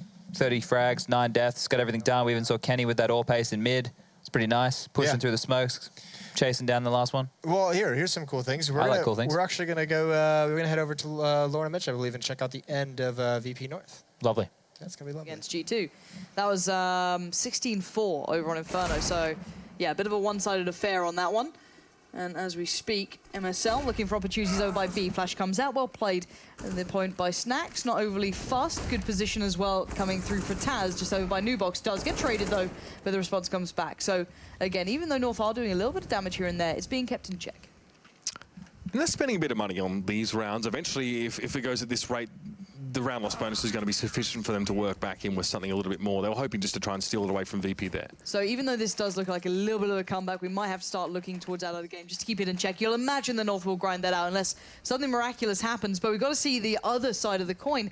What happens if LDLC win this? How much further ahead do they get? And at the moment, they are leading on this one. Not by as big of a margin as they were, but Twanu there going to close out that round for LDLC. The French and a little bit of a mixed side, I guess. But yeah, closing that one out is very important to them. And we look at the Kingwin as well. We've been seeing some questionable performances from Hyper. New addition to this Polish side. He came in towards it, and we haven't seen him step up to the plate yet on this stream. Yeah, I mean, Furlan being removed from this team, obviously mid-season caused a few issues for Kingwin. There's a lot to be sorted out, and these guys need to be thinking ahead because regardless of the result here, they are going to be automatically relegated back to the Mountain Dew League. And that'll be another season before we see their return to the ESL Pro League. And that's just the way it is. They were, I guess, not found to be worthy ultimately. It's the way it goes. But now LDLC on this T side here, Existence, ballsy play from him, and he actually gets the 1-for-1. He cleanly faces on this B side and starts to whittle things down. A good follow-up by Mistu now means that Mishu's very much on his own for the moment here. He needs to give an account of himself. Not in that time. Maniac's got his number, but not checked into that one. A little, I guess, checked out more than anything. Bomb's still in spawn, though, but Alex and Twanu going to have to go for quite some walkabouts. This is interesting positioning. It's possible that Maniac overestimated the speed of LDLC's play on that B side and didn't expect there to be a rotator present already. The bomb has been left so far back here, though, and LDLC had plenty of options here. It was just contact on that B side, just take the fights. And now they have a few options, but this is awkward here. Bomb being carried back in here. This is the challenge that I was talking about. Rallen actually manages to cut Twanu off at the pass, and he had the bomb. That's dropped, and Alex now has to go back and salvage this situation. And then the call's going to go out to Sparrow to get up towards his park and give the advantage. But quickly, Alex is able to find and deal with Rallen. And Sparrow's going to fall back and probably try and put him in a position where he can have access to those two sites as easy as possible. But Alex, where does he go? Looks like Sparrow's going to make the correct call here in setting himself up towards bank. Alex has no idea where this could come from. That could ultimately on its own prove to be fatal. There it is. Sparrow's going to make his way around from bank, I believe it was. Yeah, straight through Optimus. Finds Alex and keeps Kingwin in the game. And a quick update from that Na'Vi game that we started on between them and Heroic. Right now, it's 11-10. Heroic trailing by 1 round, but they have the money in their side. They're on the T side now on overpass, so somewhat similar, I guess, to this, not too far away from the scoreline. But a bit of a shoddy, well, not shoddy buy. I look at the UMPs and I still think they're, a normal SMG. They're not. They're essentially a rifle in disguise. So, again, don't write them out. They've got full utility set behind it as well. But this is a good map for Kingwin overall. This is one of the ones they had that very quirky strategy on. We didn't really see it coming through in there as of late games, but yeah, it looks like this will be 11-11 over in that Heroic Na'Vi game too, as right now Heroic have 5 players alive against only 2 for Na'Vi. But in this one, you can see LDLC taking that long control. Alex has already made his way into the toilet block here, and for Sparrow, he may not hang around for too long here. It depends how much he's pressured. This is relatively aggressive now for 40 seconds into the round, but he hasn't seen anything to indicate that he needs to be playing more discreetly. Smoke's now down for him, and Maniac opts to head in towards Connect. So LDLC yet to coalesce. They're yet to decide on exactly where they're going to hit the bomb. Once again in this round being left back, and they want to give themselves as many options as possible. Alex might be mildly frustrated by how he threw that smoke. It's hard to say. A little bit of a weird movement there. Again, LDLC want to play a pick game here and then try and find the right side to pressure, but they're running out of time. Yeah, they are. Quick updates as well. The closed-out games on the first map. North won against Virtus Pro. That was 16-6 on Inferno. The other Inferno game as well, as highlighted today, was that G2 game over against FaZe, which was a 16-4. Right now, 12-9, 4v4. Rallen falling away towards bank. Flash goes over. Pressure comes in. Molly towards Optimus as well. That's a nice little touch there. Forced him out of that position. LDLC starting to push their way up, but Mal's already with that UMP to hand finds Alex. That's not gone too well, and Rallen waits for his moment to pounce as Twanu's going to find one, and Rallen doesn't mess up the shot, but the trade is almost inevitable at this point, isn't it? Bomb's going to be looking to go down 10. Whoa, Twanu, what are you up to? Right out in the open, hoping for the best, and the spray doesn't come through. Miho is there. Miho doesn't let off on the steam. Sometimes if you put too much faith in that smoke to be there and then it tends to dissipate, you find yourself in a bit of an awkward position, but let's keep moving there. So that's obviously 12-10 in favor of LDLC. Now back to this one, NIP. It's been a big comeback for them, Lauren, considering how much they were struggling here. And Get Right with the old favourite. Yes, thanks for pointing that out, Pat. He was a big proponent of the P90 back in his time. Pat loves the P90. She has actually tattoos on her arm of not just the CT and T logo. She has a P90 across her forehead. So all we need, huge fan. All we need now Huge is like a replica tattoo of Get Right's moustache that he had for November. That was gorgeous, wasn't it? That was great. Or I mean, peach. you don't have to have that on your face, Pat. You can, put it on your wrist or something. That's fine. I wouldn't want to inflict that on you. Anyway, yeah, this is a really good turnaround from NIP, considering the scoreline they had on the half. Yeah, this is actually very, very impressive. They pulled it back to this far, considering how diligent Hellraisers can be. But then again, FaZe brought back quite a close scoreline when they were playing here, when this came down. But at the moment, we're going to see a breakthrough, and there it is, the P90 and the mollies. That's what we see. Go on, Get Right again. Do it again. Get the P90 out. Oh, it didn't work. That's a shame. The CZ took him down.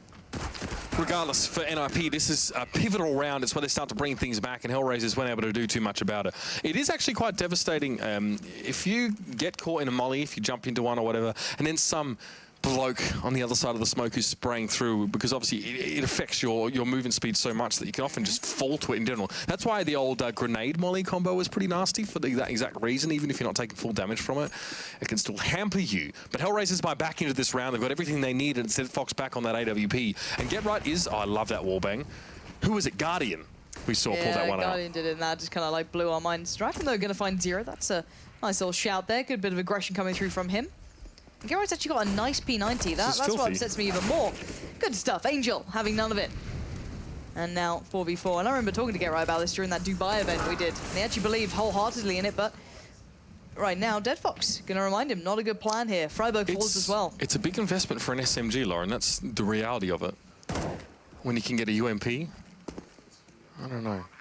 Bomb down exists now. It still wants to challenge this one out. Clearly, there's enough money in the bank of NIP to warrant it. I just really like the way there's one really triggered fan in chat just going off about we're not showing the LDLC game. Shout out to you, bud. Keep it up. Stay mad. This is looking a little bit more exciting now that actually Hellraisers look like they've remembered how to play this T side. So maybe we're going to put NIP on notice bonding. Don't. Didn't do the I was going dirty. to say, don't config it. Nah, just went for the execution instead. Well, this is starting to get very interesting now. Hellraisers bring that round back. Yeah, this is so reminiscent of last night. Hellraisers give all these rounds back when they go onto the T side, and then they manage to, just as things are getting dicey, just as we're even looking at overtime territory, they actually close the game out against FaZe. Speaking of which, FaZe have had a shocking couple nights then if this G2 trend continues into the second map. And Nico bottom fragged. Again. Didn't even go positive. He did that last night. Yeah, it's a weird thing. See, maybe just a little tired, but someone who's not tired is Dead Fox goes walking out. Bright-eyed, bushy-tailed, not any longer. Just, oh God, make it stop. Can we go to another stream? Guys, I don't want to see the P90 anymore. I don't want to see it. I think Pat's really enjoying this, personally. It's the grin that gives it away, isn't it? Okay, well, that's worked out. Forget right, at least. You can see that he's sitting on a bit of money here in this particular round now, as is the rest of NIP, which is a very, very good sign. This is dicey for Hellraisers. If Hellraisers lose that round, they're going to be in trouble. But now we're going to head across to Fnatic versus Mousesports. And the Swedes look in pole position as Mousesports are forced to go for 2 Tech 9s and a Galil. Hold on. On this one, Mouse, just straight in. We're just bouncing through. Swedish fans around the world be like. Double orbs, we like them. We know the Fnatic do as well. These boys bank on them, if anything. We know it on their CT side. Yeah. Okay. Fnatic now on that map point there as well. We did have Auto Director for a moment there. As shout out to you, Auto Director, keeping it real for years, missing those frags and sticking on dead bodies. We love you. It's better than Gero with a P90 at least. So thank you, production, for being just a little spicy on that switch there. I liked it. And the thing is for Pat, I think she's just realising this. She's probably going to have to switch back in just a moment. Yeah, that's now occurred to her. That's a happy face. Oh, that was almost a shot through the wall. Flusher. Smoking towards main. Spots one towards Squeaky. And it looks like he's just feeling the game. You know, that little smoothness to it, just taking fights out. I really want to see more of this. I really want to see more of Fnatic in general, actually. I mean, I don't think I was really in love with their streak of dominance. I think they deserved it, but maybe, you know, too many events one in a row for my liking. But I want to see them get back there. I think it's healthy for the game, and I think the game has changed since then. And a win against a top 2 team here in the Pro League right towards the end is a very good thing. Certainly is, and this looks like it could be all she wrote here. Lol, Robs and Chris J to try and hold this one on, but they don't have the bomb down yet either. That's en route, but still a little way off, and JW comes alive on Cash. Nothing new there, and Crim's locking down a bomb site. Again, something similar, and there it is. There's the 16 rounds beside Fnatic. That's them winning over Mousesports on Cash. Quick updates from the rest of the games while we sort out the next one for you guys. Overpass right now between LDLC and Kingwin is 12-13, favorable to the French-ish. Astralis against Envious. Now, that's an interesting one. That's still ongoing. It's still a little bit closer here. Envious currently taking the lead, 13-12, after it was a bit of a bottom powdering there, Mitch, initially. Now, train between Hellraisers and IP, 14-13, and then overpass between... well, Na'Vi and Heroic is 8-7, so that's still in the half. We've got a couple close games. We can't watch them all, but that was beautiful from Draken. He waited Sticko out. He gave it a tickle. He had the kit. What a great way to come back into this. And NIP make it 14 apiece. I'm glad we just caught that one. Beautiful stuff. And you can see what NIP have been able to do. Build up such a big bank. Pressure Hellraisers. And just before we switched, I said when it was 14-13, I said, if Hellraisers invest in this round and they lose it, they're in deep trouble. And you can see now why. They could force, but they're not going to. They're actually going to be forced to play for overtime. They get a couple pistols in here, but that's it. And a reminder as to what this means, it's staying out of relegation or pushing yourself ahead. Give yourself a chance to stay away from that bottom 3. So these two are currently still tied on the same points. 10 wins, 14 losses, right down the middle. So these guys, they want that little step ahead. They might not be able to qualify, no. That would depend on a lot of other teams messing up, but they get a chance to just skim away from the LDLC Virtus Pro Kingwin mess. They want to avoid all that sort of noise. So this round, pretty imperative, and look at Hellraiser's money. It's completely trashed.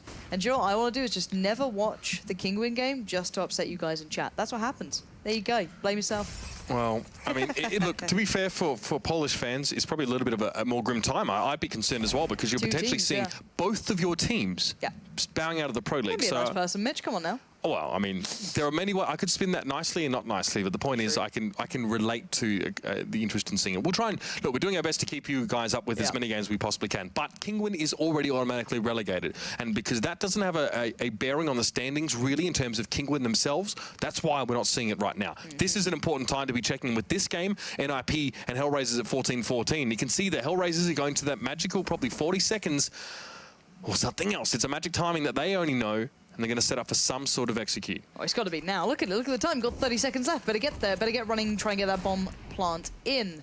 Forest reading it well. Good utility being used. Oh, Freiburg!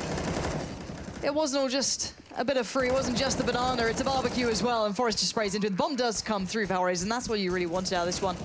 And just for you guys in chat, because this one's going to be swept up, it's LDLC leading 14-11 as we speak. Kingwin were just on eco. They're now on the bye.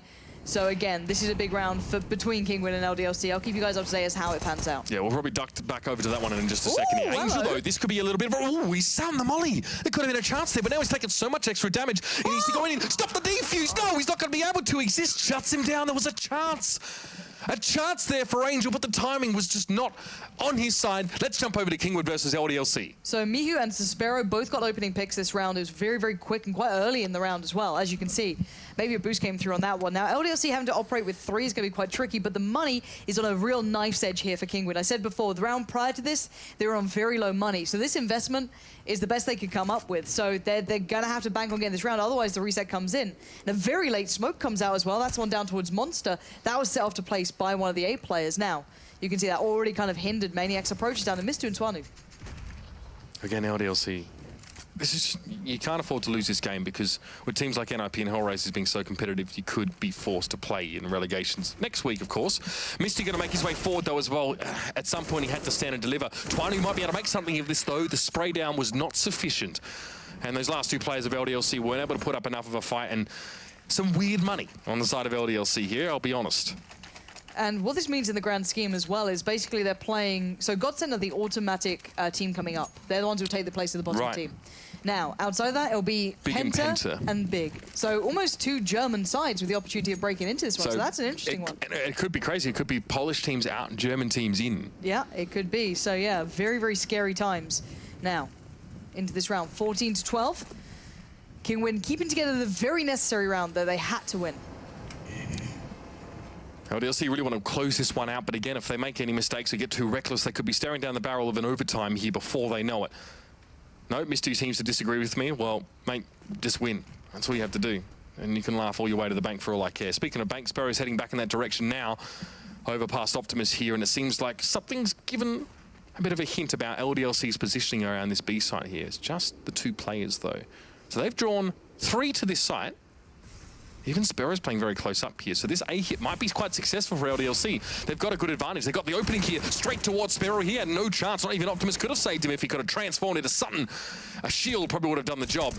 But Hyper has found Maniac. It's a man advantage for LDLC, and the bomb's down. That's a lovely little play on A. Certainly is. Alex going to get the upgrade to the AWP. Not known for his AWPing, but he can drop that on to Twanu if they need it. And yeah, Kingwin know their money is on the ropes. They need to back away from this and keep as many guns up as they can going forward. So again, something very, very important for these guys.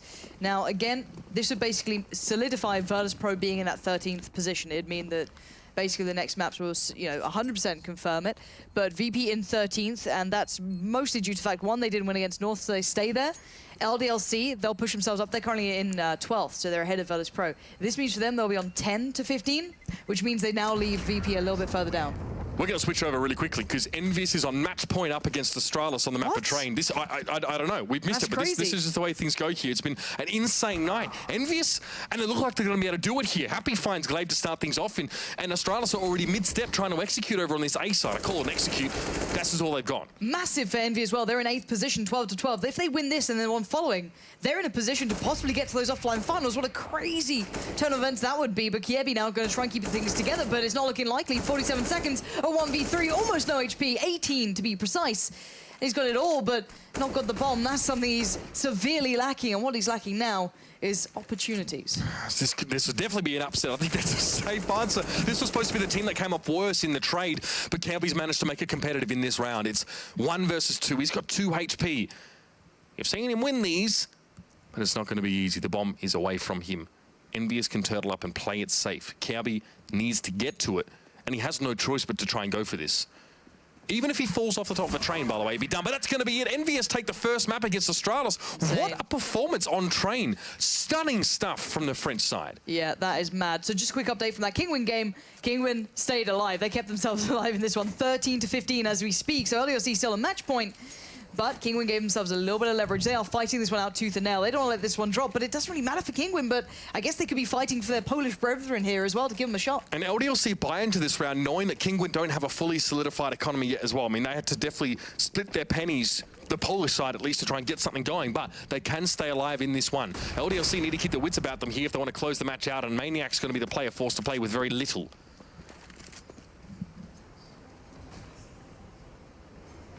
Yeah, Maniac only on that P250, bit of a shame, but you can kind of play that.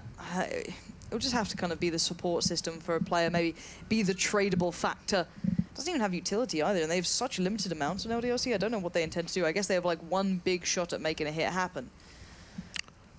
In the previous round we saw from LDLC, just before we switched over, they didn't actually have a lot in that round either, but they made a very well-calculated push towards this A side, managed to overwhelm, because Kingwin had early rotated, I think, a 3rd player towards B. They managed to take advantage of that. They've got a minute left, and to get all that information and then make that informed decision is never easy. There's 2 mollies, a flash and a smoke for LDLC across the whole team. That's it. But flash comes in, and it is good. Alex gonna find Mouse, and now the push begins. Maniac goes down, not too surprising to be fair. Mistu overwhelmed. Mihu did manage to find Maniac, so now the bomb site's pretty much under control here. Bomb's gonna go down, and this could be it. This could be all she wrote. Kingwin bow out of this one, no surprises there. But this puts down Virtus.pro in a really dangerous position as well. Yeah, not good. I mean, they were already in a dangerous one, and it would be tough to drag themselves out, especially getting shellacked by North in that previous game. But this is beautiful. I do love like a B-side contact play on this map from a T side here. Updates from elsewhere as well. Heroic just beat Na'Vi 16-14 too, and there it is. LDLC win out. Na'Vi losing to Heroic, throw everything up in the air. Those standings are going to be insane right now. I think almost every game's over. We're going to, I guess, catch almost nothing. So on mine, apparently it's already been done. So sorry, boys, spoilers, but I guess 2 UMPs and a CZ, it's not too surprising. Yeah, I mean, that was probably the live result. This is Go TV, so this is a little bit delayed. And yeah, it looks to be the case. You can see Yugi there as well, who had a bit of a slower start. We actually haven't checked in with this game for a little while, but Siggy's being put in a position where he needs to try and make the big play to give it to Na'Vi here as well. And I'm surprised it's Snappy to finish things off there. And what an interesting little fly around the grounds, Lauren. I think CSGO casting's a little bit more interesting when you get to jump between games. It's also interesting watching our reserver run back and forth between PCs. Look, so for now, shout out to production, Pat, and you guys in chat for chilling with us, and everyone else basically involved right now to keep this one going. I know it's manic, but thank you for kind of chilling with us so far. So should we do a bit of a kind of, I guess, recap of what we've seen so far to a degree? So I guess some of the more, I don't know, there's been some really weird results so far. I think the FaZe one is going to be turning a lot of heads there. It started off with FaZe and G2. G2 winning that one over on Inferno at a 16-4 result. That was the one that kind of was first to close, I guess. The most one-sided scoreline was the one that was on the main stream. So that's, you know, Henry and Matt having a nice chill time. They get away scot-free. Now outside of that, North did manage to take down Virtus.pro, 16-4. That was over on Inferno as well. Probably the next most one-sided matchup. Very, very, I guess, devastating for Virtus.pro. That means they are now looking like they are in that second spot to be relegated or, you know, fight for relegation. That means they have to face off against Penta or Big. And Penta aren't that German, I do forget. Then after this one, I was just like, wait, there's like one German left, I think. But yeah, there's a lot of results coming in. I think we might be able to find out from the desk, the main desk itself, as to how it's going down. Bro's this. Oh, you fixed it. I fixed my yeah. They just covered 90% of it. Yeah, But, we wanted to do some work. Thank you, Lauren and Mitch, for doing that thanks, for Lauren. us. Should we say what all this means? Well, they didn't go over all the scores, so I'm just going to run down them one more time. let's So bust them G2 out. obviously beat FaZe. I didn't mention that one, 16-4. Okay. North beat VP 16-6. Fnatic beat Mouse 16-10, which Okay. is big. Nip versus Hellraisers, or over Hellraisers 16-14. Envy over Astral 16-13. Heroic over Navi 16-14. LDLC over Kingwood. And here are the updated standings. So with that win, G2 is in. Yeah, so they should be on 15. Obviously, it's going to take a while to get those things updated properly, but they should be on 15 wins at this point. So They were at one point in last place in the league, about Yeah. 3 or 4, was it 4 or 5 weeks into the season? That's they were down insane, there? right? That's not bad. So I think that means that now if FaZe beat G2, that they should also be qualified. Don't quote me on that. And then we have a bit of a problem with Astralis losing that up to Envy. They've given a lifeline to Envy here to potentially pull on into that 6th position, I believe it is, and Heroic beating Navi. So the two teams who I didn't think had any business coming into this top 6 have a real shot right now. Yeah, I mean, let's focus on a couple of the big ones. Obviously, I think Fnatic Mousesports is huge for Fnatic, obviously. Yeah, for Fnatic indeed, That's going to be really nice that they're able to do that. What other one? Envy over Astralis, like you said, just opened the door. Yep.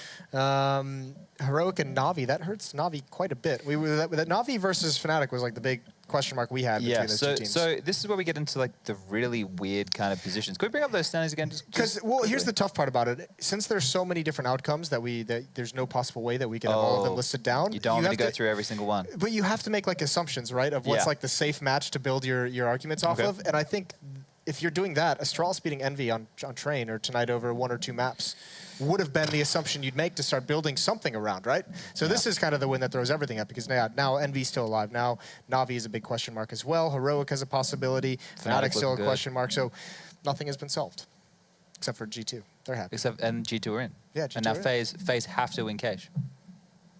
Yeah. Versus G2.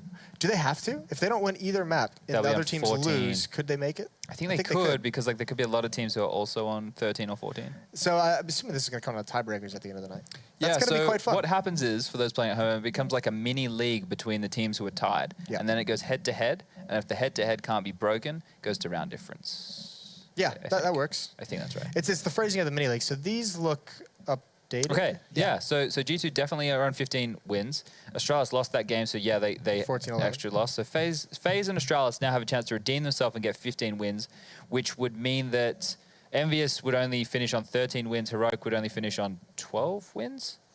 Yeah. Yeah, so that means... the big thing is, I mean, look at that 3-way tie now for 4, 5, and 6. So Navi have to hope that Fnatic don't win the second map to give them any chance of getting into the top 6. They have to win their second map. Oh. As well. Boy. Spicy, yeah?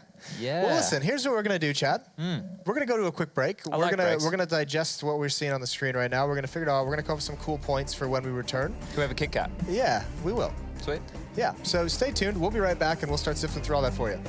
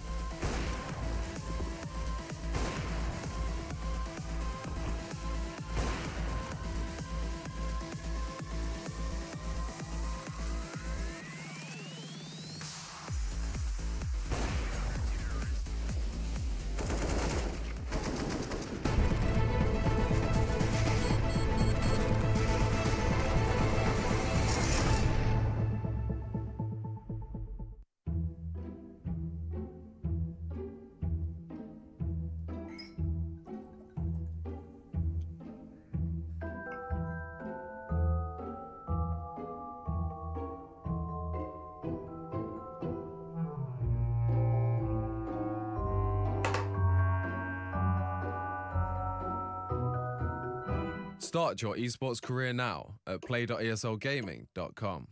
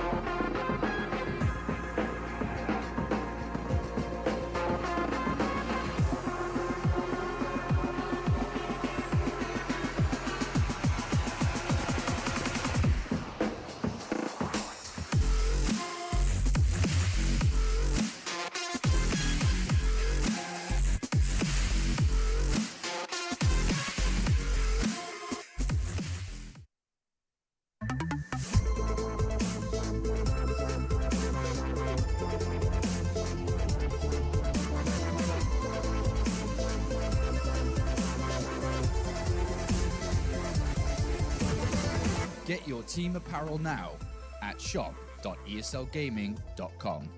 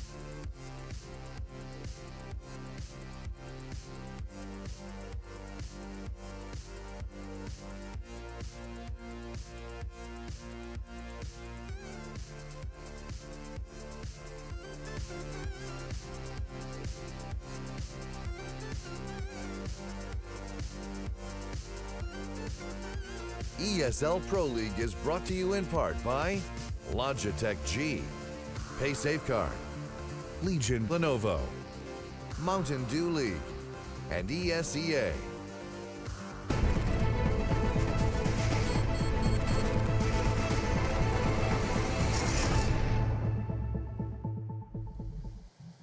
Welcome back to Conference Day here at ESL Pro League. So many matches going on at once, everyone vying for a couple playoff spots.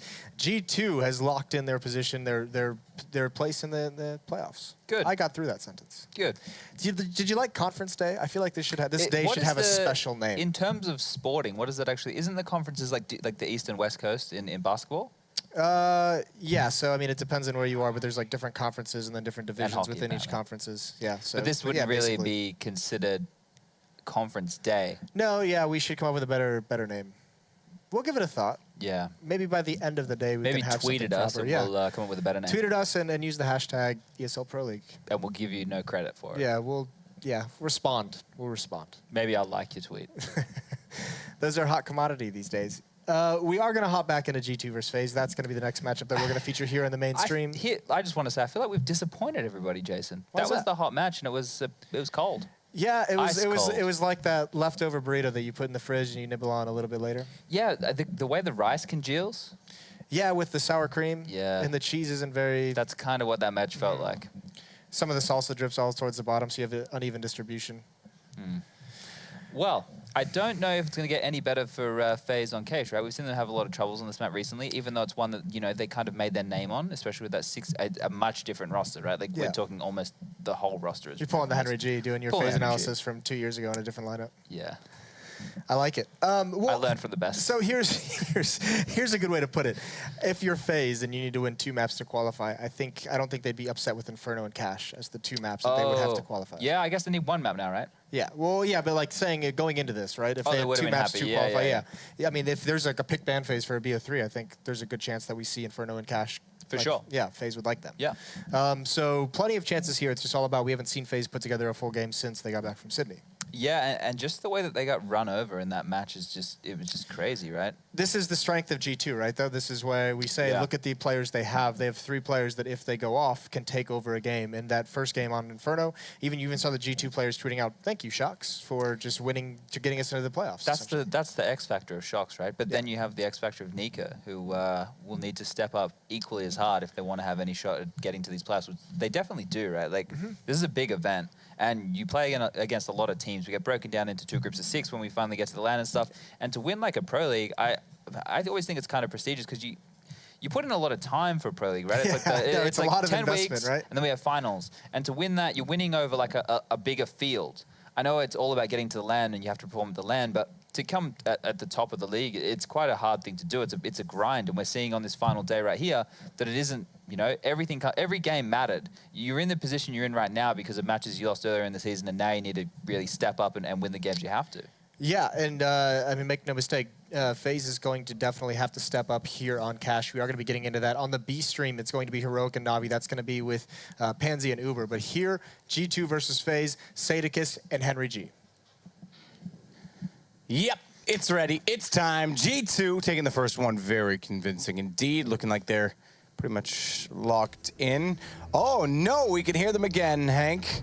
However, let's hopefully that fine. we won't talk to ourselves again. We can go through with it, but it is FaZe that has to respond and get a map now. Otherwise, they, number 2 in the world, yeah, I'm looking at you, FaZe, might not go through to Dallas. Yeah, this is a map they've been struggling on recently. We saw them on it last night, not looking too great. The T side's not too convincing. I guess, to be fair, the CT's not that much better. G2 with the form they're in tonight, I think they'll walk away with this with both maps in their favor. They've already qualified. They can take their foot off the gas a little bit, I guess. There's not going to be that much pressure on their shoulders. Maybe that's even better for them. They can just have some bit of fun with it, run around and just find more and more frags. Shoxy and Kenny S in godlike mode tonight. That's a bit of a problem. No one really for FaZe showing up. That was a problem on Inferno. Nico and Rain at the bottom of the scoreboard.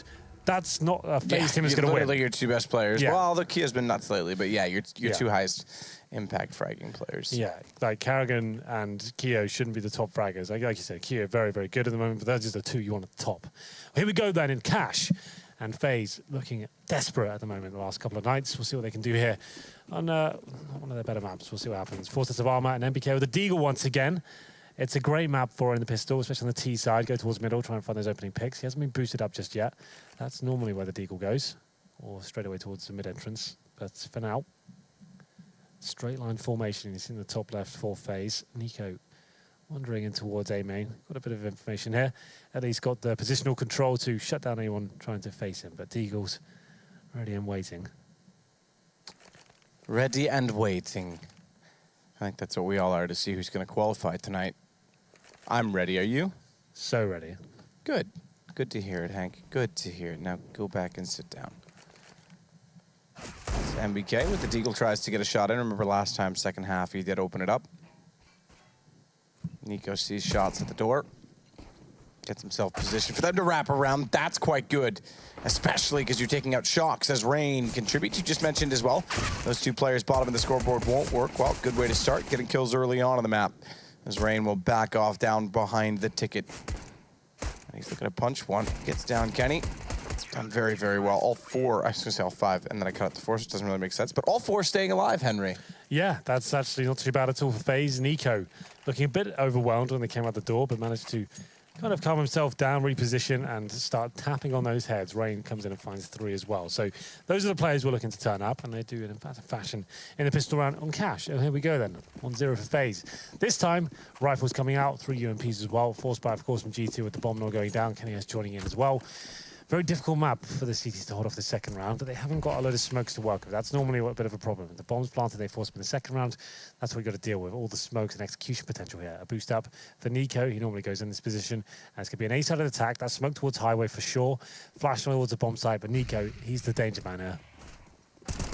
Good play from Rain, but goes down immediately to Kenny. You dead right in saying Nico is the danger man. Getting only 2, though, before Kenny does respond. Having picked up an M4 on the way into the site, he now becomes a lethal danger himself. He's got head armor to go with it.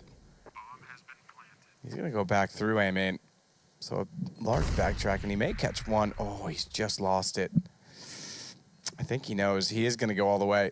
He's relying on Shocks to stay alive at this point because he wants to flank the flank and take out Alu.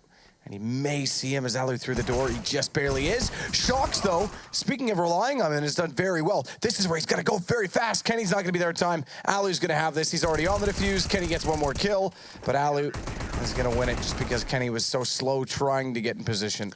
I dare say they forced into this again. G2 saved an M4, got the bomb down, and it looks like they will indeed. There's another AK coming out. You might as well. You've taken down all 5 CT players. That means they'll have a mixture of rifles and SMGs.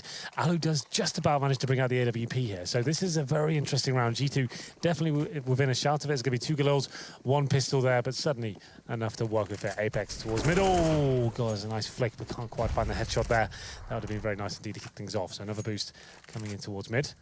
Alu, in terms of his position, he's actually in towards B, watching that storage area. Kiyashima beneath the boost position. Kenny S above him. It was going to be an interesting area of the map, and it's going to be Kiyashima to kick things off. Kiyo will go to the corner. Smoke goes down. Flash is evaded. I'm always impressed at their awareness on how and when to dodge a flash.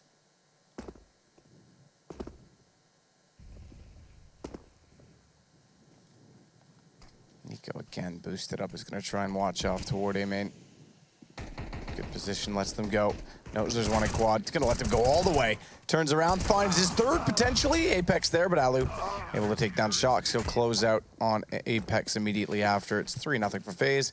G2 with all the forcing are not going to be in a good position this time around. Yeah, the Force by Madness is officially over. Nico boosted up once again, finds 2 more frags there, and Alu chimes in with that AWP. He has obviously had a huge advantage there up against just those AKs. He has the 3-0 now brought in for his team. And, oh, it's another Force by Matt. Apparently the nonsense isn't over. It's still going. Yep. So they kept themselves about $1,000. It's not a full investment, but Kenny S is down to $500, so they've gone with a Galil. 4 upgraded pistols here, a little bit of utility. I'm not sure I agree with this one. Let's see what happens for them. It's going to be a double spray down, making us 1 for Kiyashima, but quite a convincing round nonetheless. Just Apex survives. So after this round, they're forced loss bonus. That has to be a Nico going forward for sure. It's quite a clean round. Apex finds 1 kill in total, 4 players surviving for FaZe, and we have about 3.5 to 4K per player. So you definitely can get enough in terms of AKs. So Kenny S won't be able to get the AWP out. They'll probably have a mixture of AKs and Galils. So this could be the undoing of G2 here. All this force buying and not finding the rounds. This is why they're so weak. You can see they've got 3 smokes, the AKs, no Molotovs, no flashbangs really. Comes down to raw firepower, and Kenny S without head armor as well. That's a bit of an issue. Yeah, definitely is an issue. Quickly, 4th round disappeared. How's he alive? Shocks. Backed off. Smoke goes down in front. They'll try and work together with Body going in toward the vent position. Instead, Kiyoshima, UMP in hand. It's going to let them push by and may actually catch them off, but they turn and they read it, and NBK gets the kill. So finally, G2 gets something to work with inside of highways. Rain looks that direction, but goes back to A main instead. G2, Shocks finding the kill there as well. Go on the site. What is Kerrigan just running and gunning? Why not? That was nuts. Well, it's up to Shoxy now in the 2 versus 1. Alu and Carrigan will be hot on his heels there. It's a decent flashbang from him. He's so good in these cut situations. He needs to make sure they go together. It's 1 by 1, but Alu managed to land the shot. Carrigan, you're absolutely right. What the hell was that play? Right now the connector. Oh, a bit of BM. I like it. Shooting the corpse. Alu's not normally one for that. No, he's not. I'm going to say Kerrigan's rubbing off on him. Yeah, Carrigan's been a bit of a nuisance recently with that sort of stuff. His few tweets. To be fair, those tweets are so harmless that everyone got up in arms about them. Listen, Henry, I always say my tweets are harmless too. But his were like, it was nothing. Oh, but mine aren't. Well, no, I don't even know what tweets you're referring to. I'm just talking about him specifically. The one that he did after. I know the one. This Astralis game, and it's just like, yeah, trap set, tick, whatever, eat your food. Like that was just a bit of fun, and everyone got really upset about it. He almost had to apologize. No, don't apologize. Why would you apologize for having personality? Goddamn political correctness ruining the world. Yeah, it's gone mad. As Alu. Ooh, I knew the timing was off. Nearly walked out to make it work. Lost his courage. Down he goes. That's what you get for being BM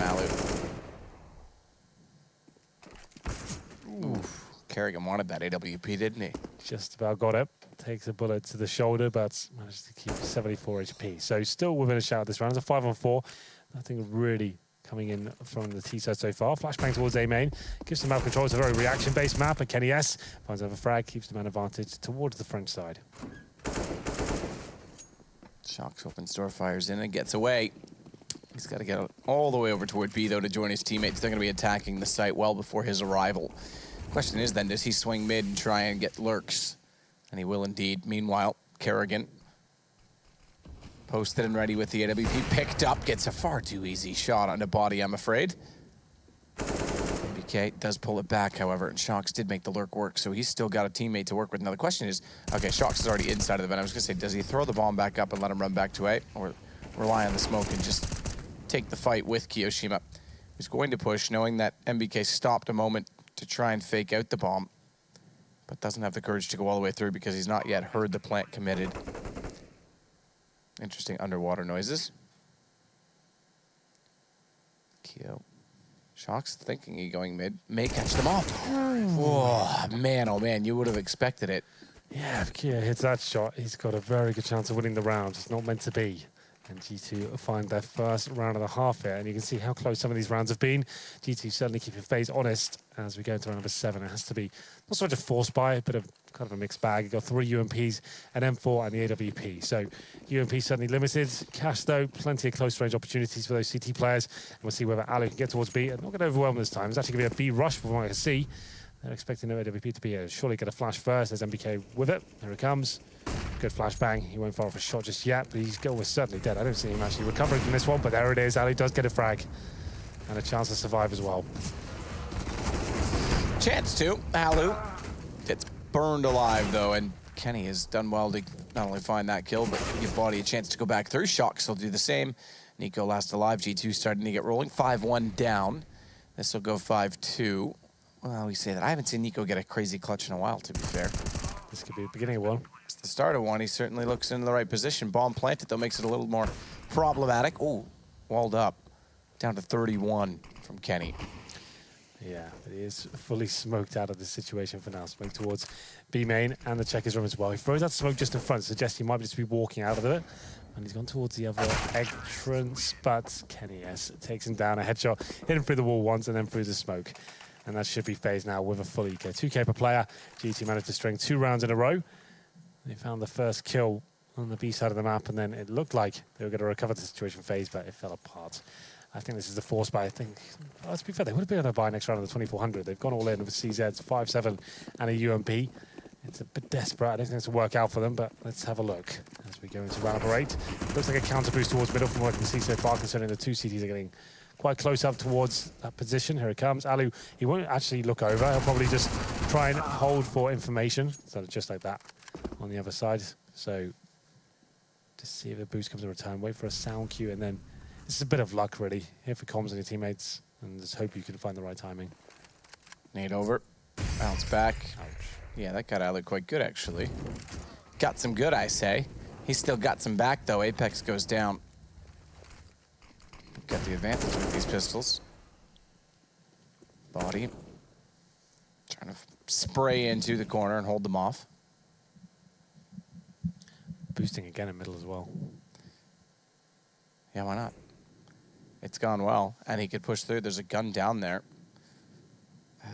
Back toward big garage doorway, so he's got to go a little bit to get it, but he's got all the time in the world. As they walk into B, and they walk into Kerrigan. Good positioning from Kerrigan. So G2, I just said we're getting rolling. They finally break down FaZe's economy, and then this happens.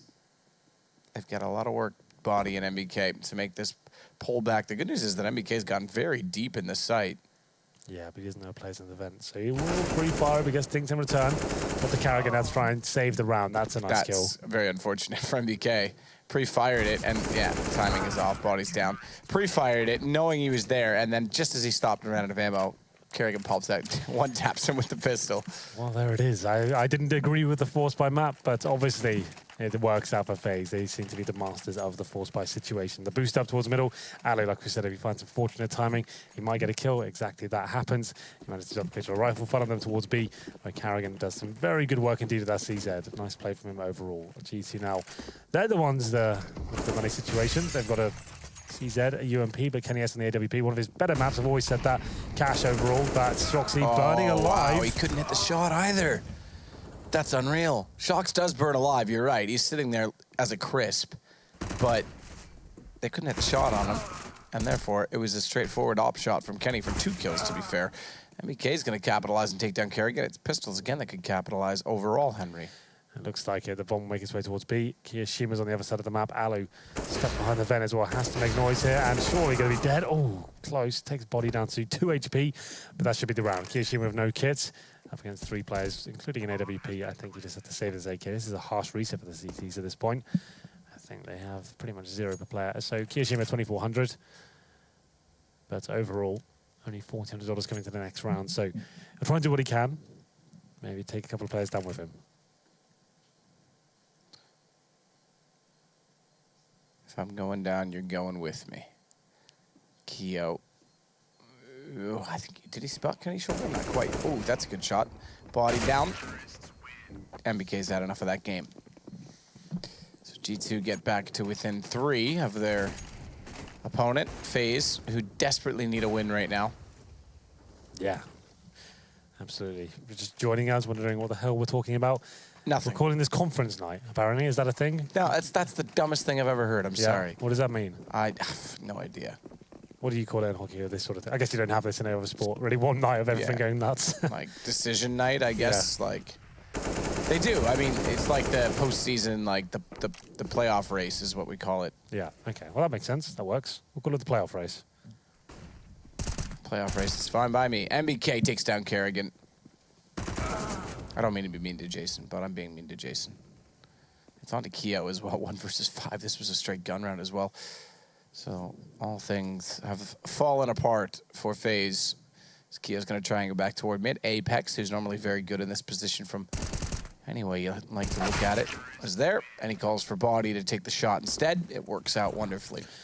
Well, FaZe bought what they could into that round. Wasn't a whole much, but it's going to be round number 11, where it's a full eco here. So CZ purchased. I don't think much else will be. Most of the players below $2,000. So G2 a chance to tie things up after this round. We'll see what happens. Round 11. Can we call a fast first half, I have to say. Like we were mentioning, FaZe need this to book themselves a place in the playoffs. Body taking down Keo.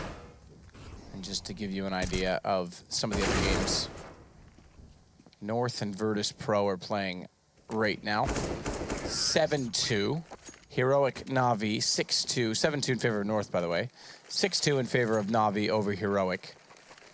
FaZe G2, obviously where we are, 6-5. Fnatic 7, Most Sports 3. Nip 5, Hellraisers 1, and Envy 2, Astralis 6 after Astralis lost the first game. So many games going on.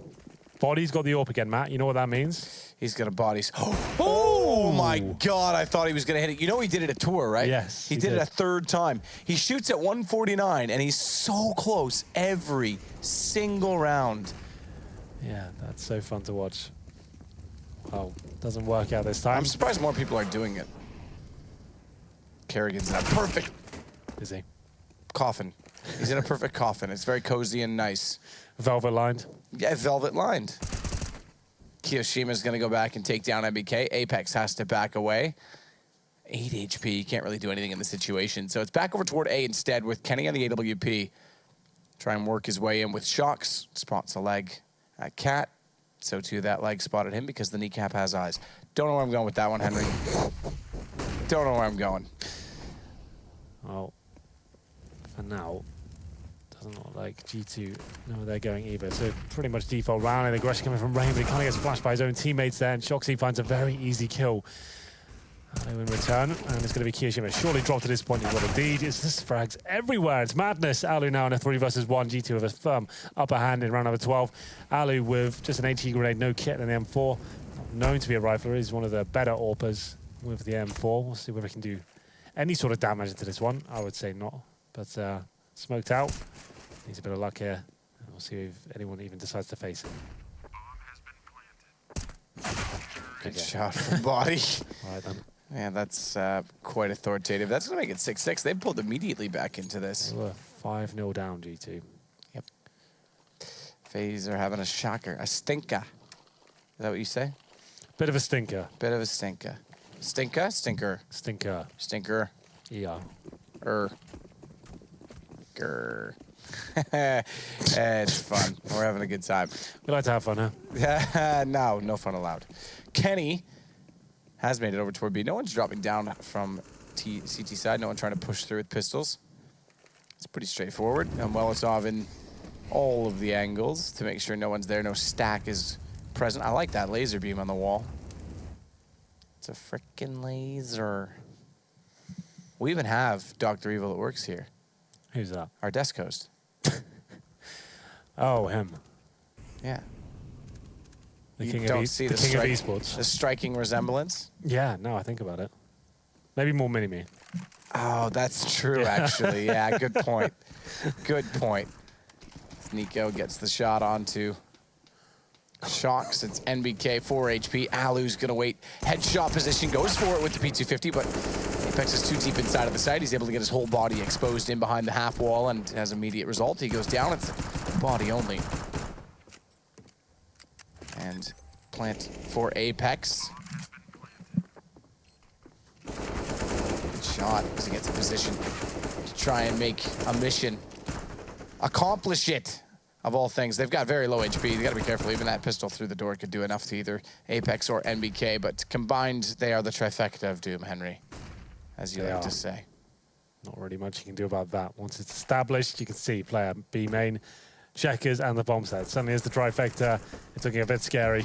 And Rain, he can sense it. He'll be falling back. The money will be a maximum stage in terms of loss bonus into the next round. So plenty available for FaZe to work with. I would dare say a double AWP setup comes in. When things get a bit desperate, you do as many rounds in a row, you bring it out. You try and mix things up. And that will be Kerrigan and Alu, or Nico and Alu. It looks like it's going to be the latter here. As Nico's got a very good spawn. He loves going squeaky door, that AWP, so watch out for that. I'm going to say that almost certainly happens. Want to put a pie on it? A pie on it. Yeah. What does that mean? So if he goes in the door, I get to cream pie you in the face. Oh, you like that. It's some weird fetish with you. That one's not quite as close. 149, he shot again. I'm going to say no. I'm going to say no. Oh, Sorry. no, he isn't. You get to pie me. It was so close. All right, Jason, you heard it.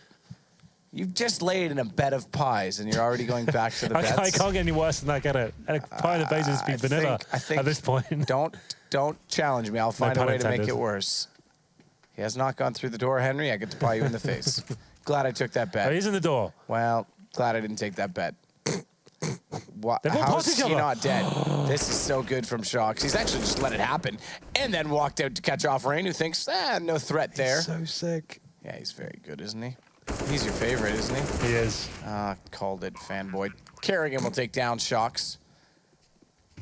Just to this point. Henry, I thought that would have hit from Kenny. That one does, as he gets back away from the Molotov toward A main. He's going to have to hold the position. They've got lots of bodies to throw at FaZe, especially at Kiyoshima, who now finds himself in a 1 versus 4. Tagged, chased, they know where he is. No way out of it. MBK takes him down. Yeah, I didn't want to get too hyped. I was looking at the mini-maps. Are they all past each other? Is this actually going on? No, I knew it had, and I was wondering what Shocks was up to. Yeah. But I didn't think it was going to be that clean and crisp. That second kill as well. There's not many the people in the world that can seconds. do that. It's true, actually. Like, the fact is to have that awareness, you get that kill, most players would run out. Like, 9-5, think, oh, this would be clear. And he's just so ready for it. So fast every single time. Double orb set up now as we go into the final round. He might take a second shot here, but he doesn't do any damage. But Apex, he does a little bit. He finds a headshot there on the boost position, and that should just slow G2 down now. They've got the early advantage. Wait for the reaction to come in. And Kiyoshima looking at 6s and 7s at this point. This is a bit rough. After going up 5-0 as well, how's it fallen apart so dramatically? You hate to see it. I think that's what you kids say these days. Or breaks my heart, something like that. Yeah, something like that.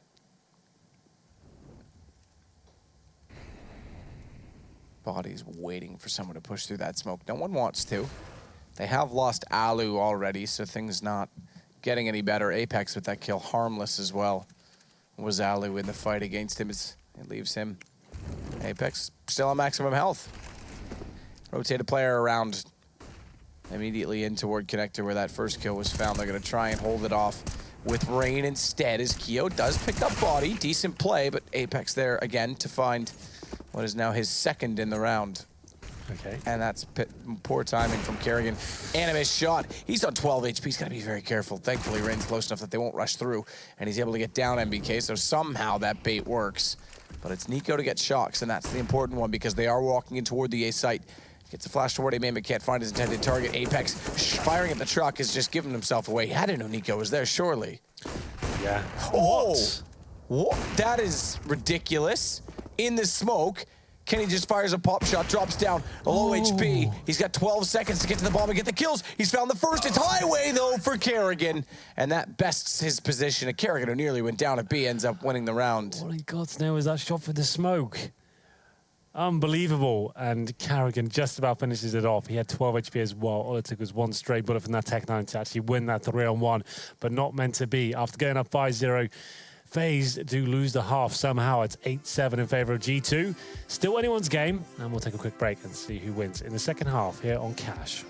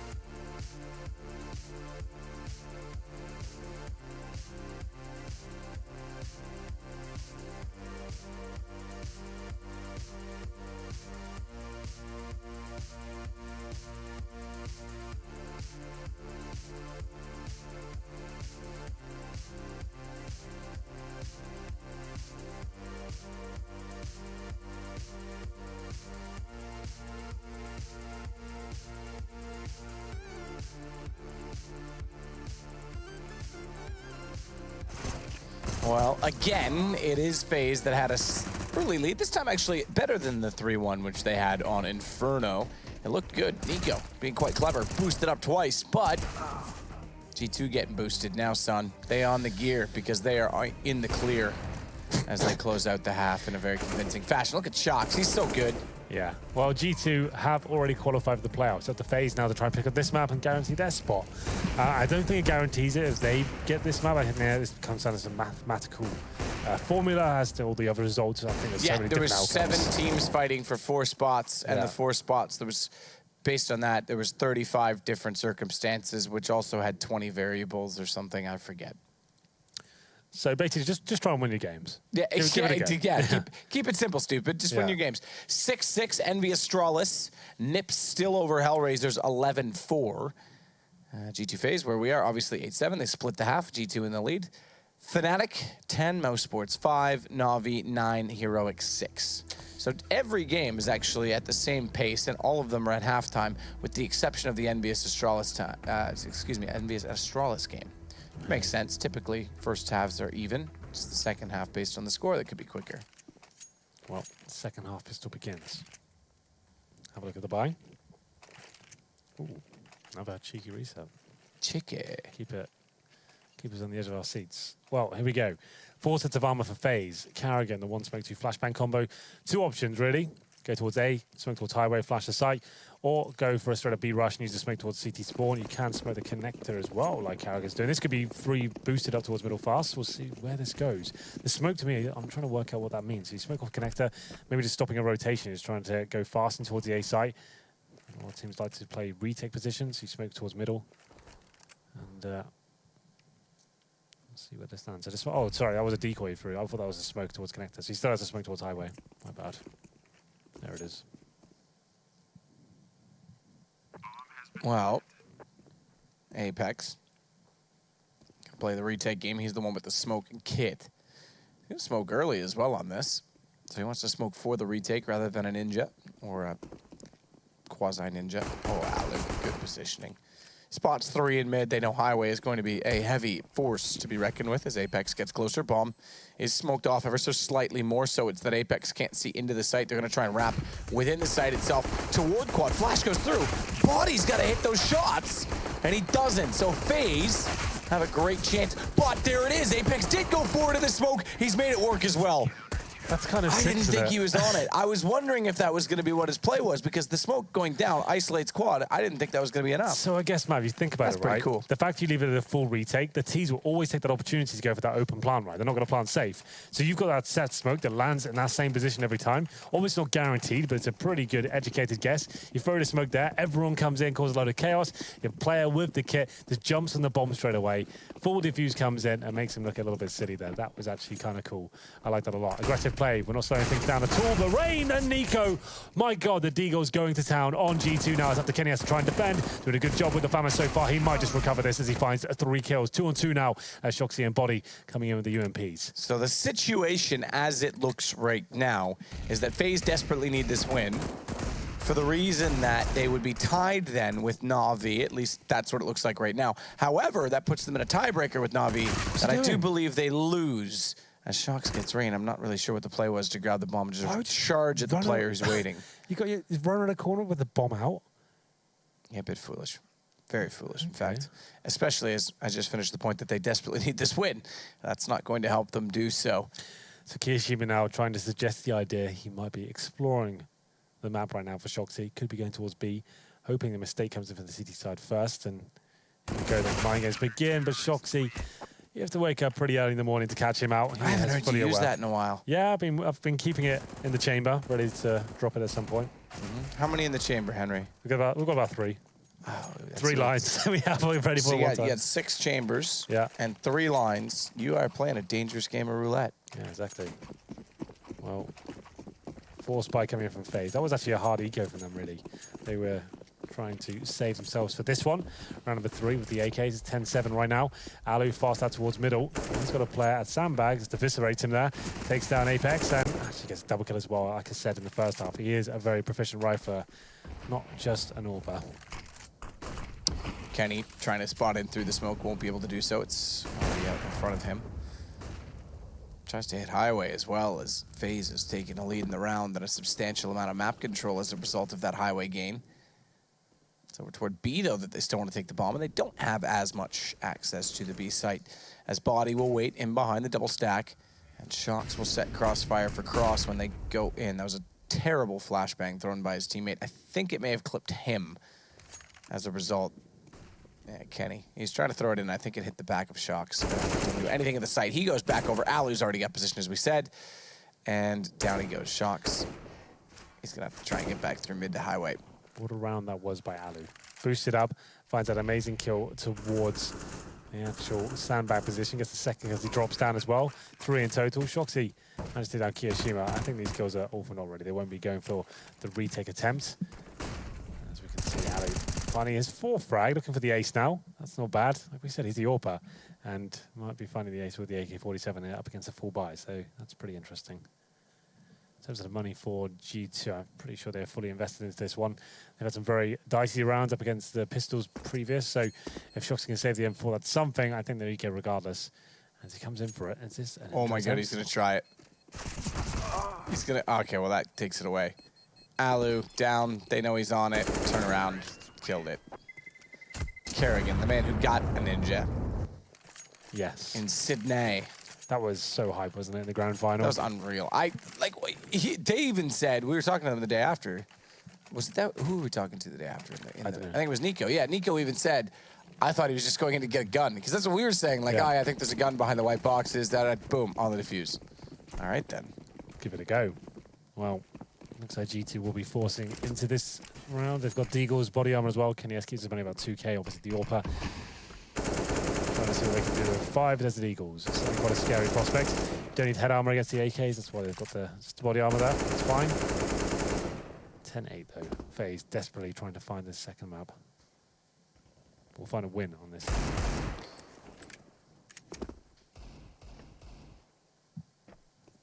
Well, it'll go the distance, I think, with the money the way that it is. We're looking 10-9 at this round.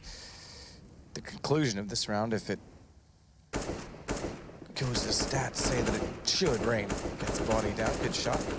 Continuous tap toward Shox as well, and they'll smoke him off. Negate any threat. He tries to just fire in and get a luck shot. Bit of a wild card chance. Kenny has more vision. He's got damage onto Alu. He's made it work well. I'm surprised Alu doesn't move after he gets hit twice. There's no reason to stay in that duel, but you know what? He fancied it. So, let's try another 4. AK picked up for MBK. Might want to swap that over considering his low HP. Still a huge advantage for FaZe overall. They've got the bomb down. Yes, there's only 3 players remaining, but what can you do? You're going to run for this smoke. Let's hope for the best. You've got no kit to work with. It's rain getting done for you. Almost certainly. There it is.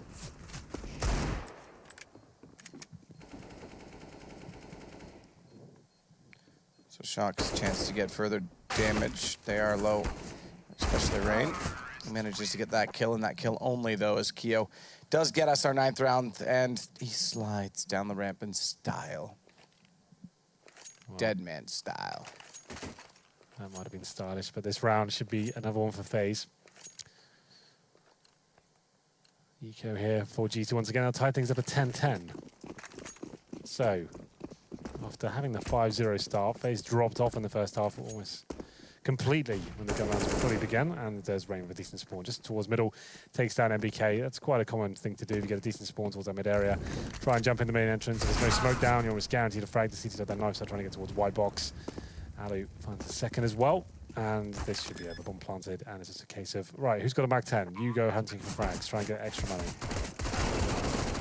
Good play from Rain to take down body. Apex and Shox get kills returned, but I think at this point, although Shox does pick up a gun, there's no chance to be able to save anything over. So 10-10, double digits for each. You can use both hands to count how many each team has. USP with the silencer off. Glad to see. That's my favorite gun in the game. Yeah. I actually do that quite often. Out of boredom, typically. It's weird they did that. Like 1.6 in source had the silencer off by default. Now in this game, keep it on. Yep. Yep. Changed it up. It was weird in 1.6 that you could get halfway through screwing it on and then quick switch. Oh, suddenly it's there. Off. But it still had the same delay. You couldn't fire, but it visually was off. Yeah. Yeah. And maybe in the early versions that wasn't the case. I'm trying to. I don't remember directly if it was or wasn't, so I'm not going to comment on that. As Rain gets into the closet cubby in mid. It's going to be Apex that goes back to try and retake this position. We already mentioned he's very good at mid, typically with timing. Maybe not with accuracy, though. He should have easily, handedly won that duel. However, he's down to 11 HP, tagged off. Kenny gets aggressive. Doesn't hit it through the wall. I take it back. I think he did do a massive amount of damage onto Alu, but doesn't get away with the kill directly. Fast, no less, that he was able to react in time. Nico in the corner. Kenny certainly knows he's there. Yeah.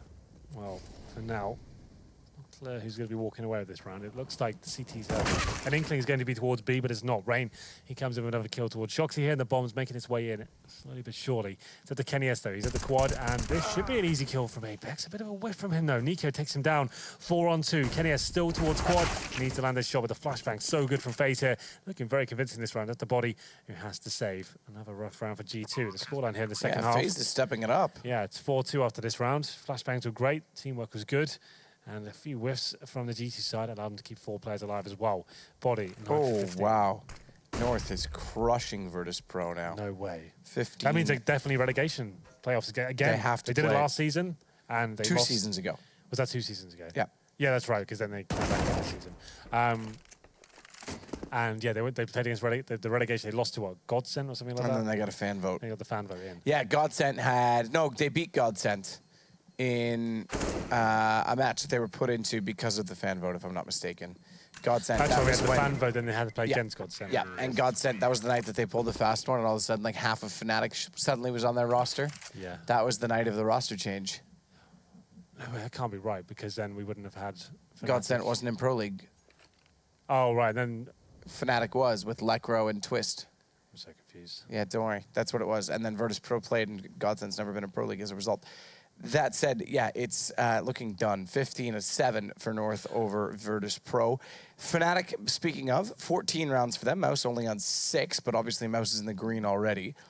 Na'Vi, 10-9. Heroics clawing that back. That was 10-5 at half for Na'Vi. So they aren't out of the woods yet either, which means if FaZe do win this and Na'Vi don't win theirs, could be in a very good spot, if I'm not mistaken. Nip over Hellraiser, still 11-4 at half. How do you do, Hank? How do you feel? Exhausted, but, you know, it's fine. After this, we get a nice long break, don't we? Yeah, we're on a plane tomorrow, honey, in case you forgot. I'm trying I'll to see put it you at back the on my train mind. station at 11:30 minimum. Yeah. Oh, God, it never ends. Doesn't ever end. We have a week, though. A week and I'm home. Keep saying it. There's no place like home. There's no place like home. Yeah, until your dad sells the house. It's fine. Good for him. Kerrigan takes down Shox. Say it like a bitter, don't I? Yeah.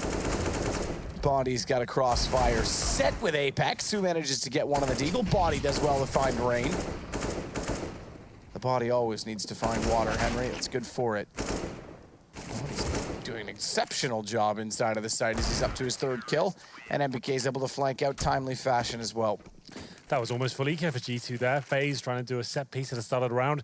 Straight towards B, getting back and forth frags, and then it's G2, especially Body, stepping up and actually taking it away from them. Another interesting noted scoreline, although not in the Pro League. Renegades just beat SK. They actually beat them? Yeah, 16-14. Good Lord.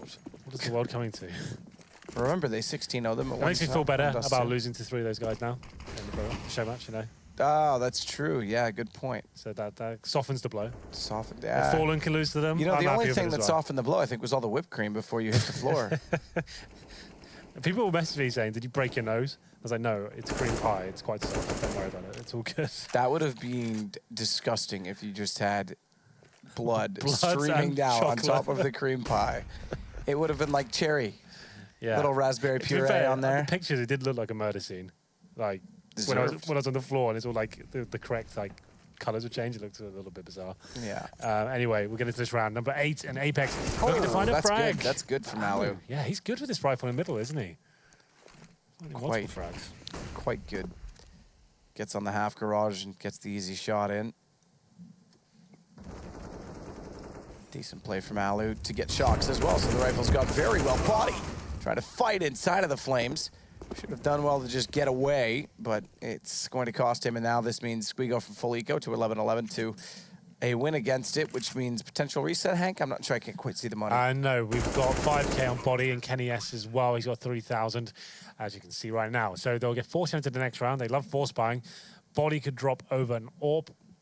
And I don't think that he could probably drop 2 UMPs, and then Kenny S buys them as well. They get pistols. They love that. If he could save this AWP, that would be great. What is that shot through the smoke? Takes down Nico. Will not be able to save the weapon, unfortunately, for him. So, do they buy into this round? 3 players on just about sub $2,000. Body was 7K. Kenneth was just beneath 5 as well. And it looks like they're just going for a partial buy here. Deagles and body armor.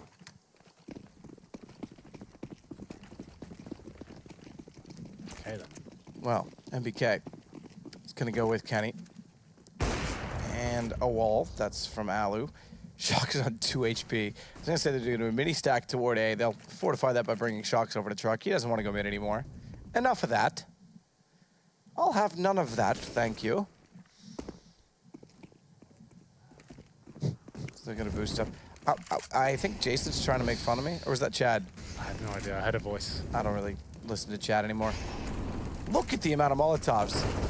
Remarkable. Remarkable. Kerrigan's going to walk into them still line and just spray down everybody. 4 kills for Kerrigan as he'll place the bomb. Tight default. It's Body left for Kerrigan to go find. Do they allow Ace Ventura to be the pet detective? Or does Body get away with the kill? Kerrigan's there waiting for it. He wants it, and Nico's going to steal it from him. Kerrigan, lovely spread in there. Can we have a replay of that, please? I'm sure we can. Look at that. I asked and I received. 2 kills, and then actually gets a quad spray down the end as well. That's not too bad at all. 13-11 now. Is it going to happen? Can FaZe do this? They pick up this second map. They've got a very strong chance of making it to players. I think everyone wants to see them there, man. Like, such a prominent team right now in CSGO, making multiple finals, winning a few of them as well. I think everyone wants to see them make it. G2 already have, so G2, please don't steal this away from us. We need it. He hits him. Did dead on. It is an easy lineup if you get the timing, because they have to be hugging the wall of the hut. Yeah. Especially if you flash them as well, it's going to be like running down there blindly. Yep. Quite good. Quite good, as Alu will look toward mid still. 3 rounds to go. It is done. NIP over Hellraisers. And North have beaten VP. So, what a shocking season they've had. It's online CS is not their forte, it seems. Don't know why. Like, it's not the same as LAN, sure, but it shouldn't be that much drop off. No, I agree. That's nuts. I completely agree. I played a lot of online CS in my time, and it wasn't like, oh, we're only good on LAN. You should be good online and then bad on LAN. that's the normal. Yeah, typically. Look at this. Effect. Look at this. Oh, I thought he was going to go for the knife. Oh, I love that. He's just going to follow him.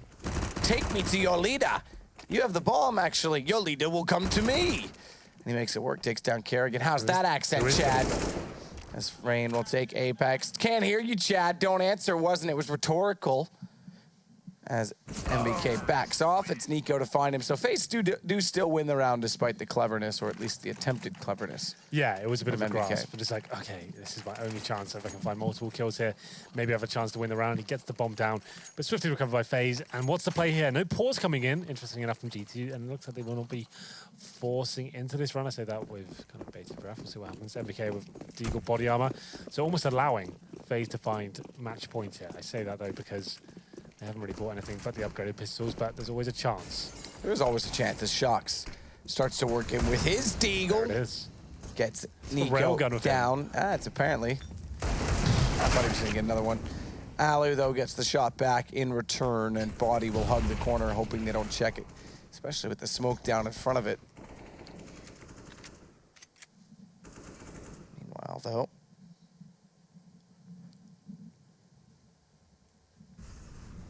it's MBK in mid. Wants to get Kerrigan. It is. Oh, gets it. He goes immediately and gets the gun as well. Now they're getting a bit rattled, FaZe. Apprehensive as to where they want to go. Walking into these Deagle headshots. Lost the man advantage as well. And MBK's recovered a rifle. I dare say G2 win this round from what I can see at the moment. Double stack towards the B side. That's where Kerrigan and Co want to finish off. But Actually are going to push in. Does his work against him. Ali ready for it, misses the shot, and sends him packing. Kenny, headshot, body, bait in, small pit. Alu, go. Buddy, go. Gets around the corner, takes down the AWP player immediately. Making things expensive, is he not? Kiyoshima will get body back. He's the only one that remains. This could be a G2 win with not much to begin the round with. All comes down to that first shot from Shoxy. And pouncing in towards B, it's MBK. Peach with the kills on point. Let's have a look at the scoreboards as well while we're here. It's going to be 25 kills for Rain. That's better. He was at the bottom of the charts on Inferno. Just beneath him was Aloe, who's been very good. Haven't really seen him on the AWP yet. He picks it up this round at least. It's 14-12. G2 somehow find one after looking like they're completely out of it. Just Deagles, no armor, no nades, managing to pick it up. Now they go for double up setup as well. Good incendiary, but Aloe wants to go through it. Hits the shot, but can't find the kill. Body takes him down in return. And that's going to be disappointing. And this could have to rush towards A, it seems, as well. Kenny gets in a nice position to find one kill and fall back. Nails it. Still alive for now. Kenny gets in behind the forklift as the result of the smoke down. Sees a gun barrel, sees a body. Sees a Nico, actually, if I want to be specific. Takes him down, it's going to be Apex. Walks out, bombs dropped in the mouth of the tunnel. Keo wants to go for it. I think he spotted boost, yes. Oh, did he ever? Remarkable shot.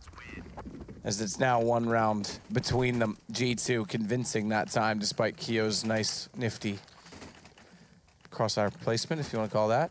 So, Matt, it went from a position where FaZe were one round away from match point, looked like they'd finally done it, found the form. They lose to Deagles, and then it all starts to fall apart. They give that double up set up to G2, and I dare say now G2 win this 16-14. The money is in the proverbial bin. They have Deagles, armor, it's a bit of utility in the form of some smokes here. And it goes to 14-14, that might just do it. G2 with this double or buy for the first time as well. It's that combo we saw in Inferno, Shoxy and Kenny S. A nice adjustment. I think Cash is one of the most viable maps for this setup, along with Train and Inferno as well. But we'll see what happens as the M-Pause comes in. It will just be... This is the sort of round where you go for the full execution, right? You've got Tech 9s, you've got some armor, you've purchased 4 smokes, you've got a Molotov as well. If you go towards A, which is very likely, smoking everywhere. You're doing one towards Highway, one on the left-hand side of the bomb side, so actually take vision away from CT spawn and Highway, and then you're Molotoving towards MBK. They're doing... Wow, it looks like a mid setup for now. Crisscross smokes coming in. Last B play, I like this a lot from G2. Just shutting down anything before it has a chance to begin. So the smoke's coming towards mid, but that B split is completely been shut down. Should missing a shot. Big miss. Kenny's not going to do the same, though. He'll take Rain. Is FaZe really going to get to 14 and then fall short? Yeah. That's remarkable. We want them at the finals so bad as well. Yeah, I'd love to have them there, wouldn't it? It would be one of the sickest finals. I mean, the whole summer is looking like it's going to be unreal. As the playoff race is getting to its finer moments. This game going the distance means that likely all the others are as well. It seems Fnatic has beaten Mouse Sports 16-6. Navi's about to beat Heroic. They have pulled that one back, but but Virtus Pro is done and lost. Ooh, another one. Done and dusted? I was almost going to say it. Interesting one. Envy's beating Astralis now up 11-10 after they won the being first down. map. I know. Yeah. But they're up 11-10 on the second one. Oh, right, I see what you mean. Astralis was leading that at halftime. Oh, I didn't see that one. It was 9-6. Well, there you go. Could be a 2-0 for MBS. Who just saw that coming? Nobody in the world. Double up setup once again for the CT side. If they get match point, that's going to be it. And a change of pace as well. Flashbang's good. Can they get this pick? And Alu, he's waiting for it. He strikes first.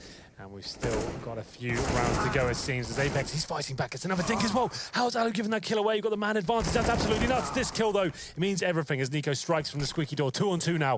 It's the Shoxy and MBK to try and thwart the attempts towards the A bomb site as the bomb makes its way into plant position. They get there and get down. Shox gets toward the forklift. His teammate Molotovs him, so he can't go any further. He was in a perfect position to wrap around and cover off him, and now his teammate can't help him, or can he? NBK does it all himself. And Shox, although restricted due to a poor Molotov, if you ask me, they get away with the round. That's going to be 15. They get map point first. Yeah, that almost cost him the round as well. The fact is, like you said, it's the CT Molotov, his teammate, he runs into it, gives the tick away in terms of he makes a sound cue, That's his position, okay. Terrorist knows I'm here now and I'm low HP. Thanks a lot for that. But MBK, he recovers it, managed to find 2 big kills. And I have to say, after they find those first 2 orb shots, why is Alu still there? Like, you've got the advantage at that point. If you go down, that's going to throw everything away. You know Apex is waiting on the other side, and he's got the pre-fire on you. And this would be so disappointing. Not like this phase. Let's get overtime. Come on. Set piece, it looks like. Everyone towards A, nothing in B whatsoever. Oh, there is one player, I beg your pardon. It's Kishima. That storyline's completely shut down. Oh, sorry. Just on Bill his big speech. It's not going to be that. So the double op with NBK inside of mid is going to be a decent set for G2. One of those ops naturally over toward B. I'd say it's alone, but it's not quite with the vent position. But Kenny's going to be the one that's in the hot seat. Flash. Oh, he's definitely spotted. Does he try and move, relocate, or go again? Makes it work as he takes down Rain. 15 HP is all he has left. And yes, he has. How? Where was he? Was he middle, boost position, and jumped off? Oh, it's over. Can you take damage from that? That's going to be the game. FaZe is done. 0-2. G2 are going to put themselves in qualification position. That's done. But FaZe are... Oh, well, I got to see it before I can call it. I don't know if they make it through now, and that's going to be a huge problem. Incredible stuff. Where does Alu take damage from? I think he jumped to the boost position. Maybe he just got spotted. Like, he has been lurking You have to jump from the high side of the hut. Yeah. Well, that said... Let's find out how it's all going down. Yeah. With the king of esports himself, Jason Moses O'Toole. How are you doing? I am so depressed right now. We live in a world where FaZe and Astralis could both miss the ESL Pro League playoffs in Dallas. That would be absolutely insane. And actually, you can't even find words for it. Yeah, you can't really. We're not going to stay long. We're going to go right over to the cast because if Na'Vi wins, then FaZe is out. And it's 15-10 last I saw. So take it away to the other stream, please. Smoke signals, if that may be required. Na'Vi definitely leaning on towards the A side of the map here.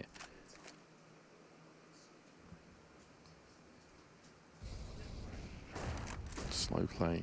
The Guardian wants to make a bit of a later peek here to make his way through. No one's standing close for Heroic here. You can see that Yugi is going to be stacked up here with Snappy on that A site. And Modi, as he was in that previous round when he caught out Guardian, will be waiting in Connector. Na'Vi were famous for this 40-second trigger point. That was when they always used to make things happen, and that's where Flipside copied that off them to quite a great degree. And you always kind of knew Na'Vi would go for it around then. Yugi waiting for the play up on longer positioning, and they actually have 3 players here, Heroic, so this is actually looking quite likely in this round. They have the early player across. Unless they get sold something by Seized here, they're in a very good spot. 36 seconds, Seized. He's not going to check that. Oh, God, he goes down. Now, it's all about does Heroic hold their nerve. They're still seeing that utility coming in, so they're holding on here. The player's now rotating over as well. Heroic are going to have bodies on this site, and Na'Vi just don't have the time, really. Guardian's going to find Snappy, but they're down to 20 seconds. That's the thing. Your margin of error is very slim when you leave yourself so little time in the round. Now, if they lose one more player on the push, things are going to be almost impossible. Yuki, is he going to get traded? No. Stays alive just. Edward is picked off as he heads towards Wood, and that's wishful thinking for Yugi, trying to get the no-scope towards Guardian, who makes him pay for it. And now a 2v2. Flamey even the ult. It's simple to come back in as well. And this might just be it. Na'Vi looking to close things out. Valda, time of the essence, and he stays alive. Na'Vi just wasted too much. So this is what it comes down to. It'd be a 4-way time theory, right? So from 5th to 8th, there'll be the 14 wins. That's what happens. Astralis would lose their game. They stay on 14. FaZe stay where they are on 14. Na'Vi win theirs, they go up to 14. And if Envy, of course, win theirs, they go on 14 as well. So Astralis can still secure themselves in this one. They can get themselves in a good spot if they win their game.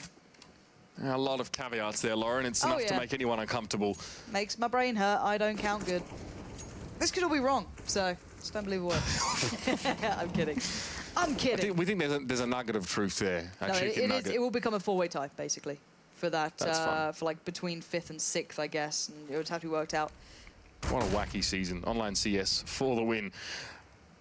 Yugi now doesn't see any of this, and it was flashes thrown by Heroic now. So Na'Vi hasn't really given their position away in total, but that's the bomb loose. So not only is Flamey down, but they know, Heroic know that that's where they're going to be pushing here. Seas tries to get up and behind, he's flashed out. It's a desperate spray down and he catches Modi, but Na'Vi now clutching at straws and they've let Heroic back into this game. And how gutted are Na'Vi? Remember, the last 3, well, let's say 2 games they played, LDLC and Mouseboards. That was always their kind of fallback plan.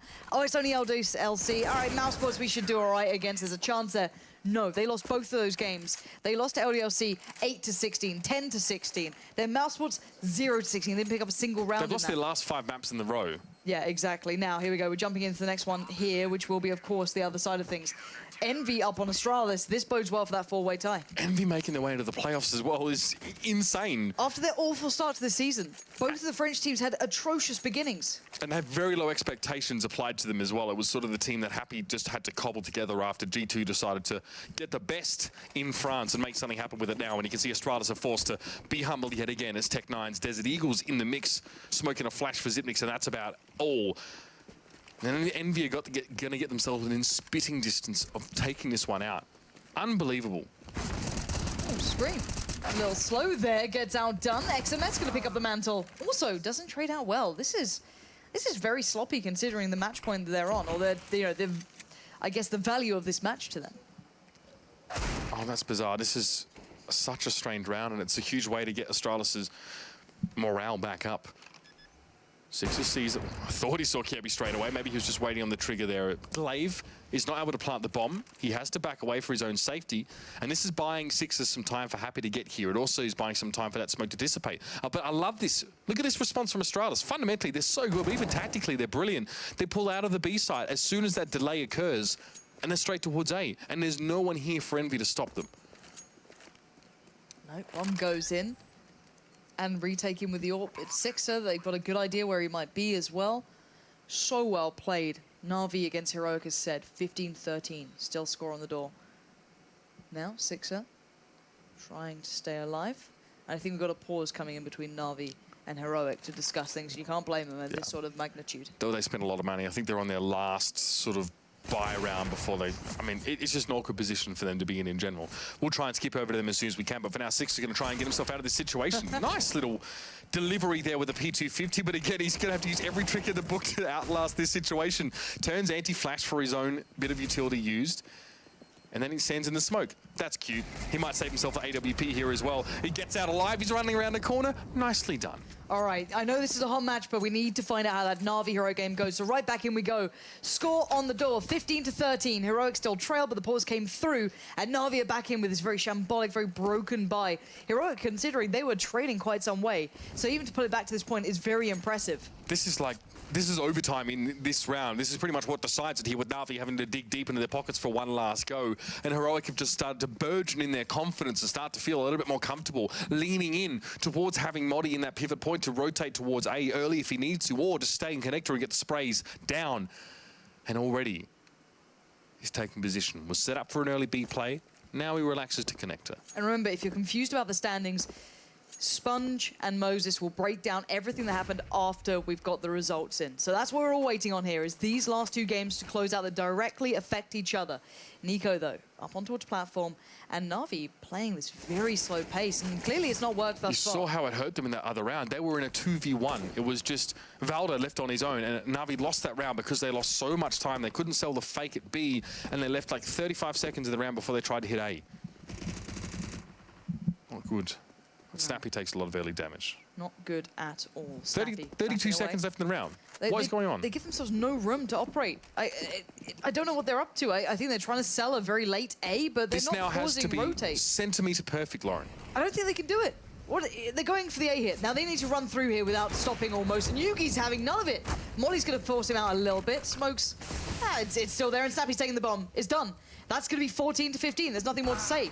You can't do it at this point unless C's somehow becomes an aimbotter and just kind of like, you know, spin bots everyone. And there it is. What is going on with Na'Vi? They're faltering when it matters most. Unbelievable. And in the Envy Astralis game as we speak, it's 13-12. So Astralis are pulling this one back into the court of Envy. And Na'Vi, you know, this is a disappointing moment for them. Jump over quickly. We'll be jumping in between these two as this happens. We don't want to miss a piece of the action. The results directly affect each other. From what I've seen and what I've heard now, it's 15-15 between Na'Vi and Heroic. From what I've just got the information. I'll confirm in a moment, but that's gonna be OT. So we got to focus on this game for now until that's confirmed, because from what I understand, that's what the result is. I'm triggered by Na'Vi, but let's move on, Lauren, to another very close affair here. Sixer flashed in mid, so no opportunity for him to get any early information or even some damage down. But Envious With a bit of a default setup here. Very minimal approach towards the banana, though.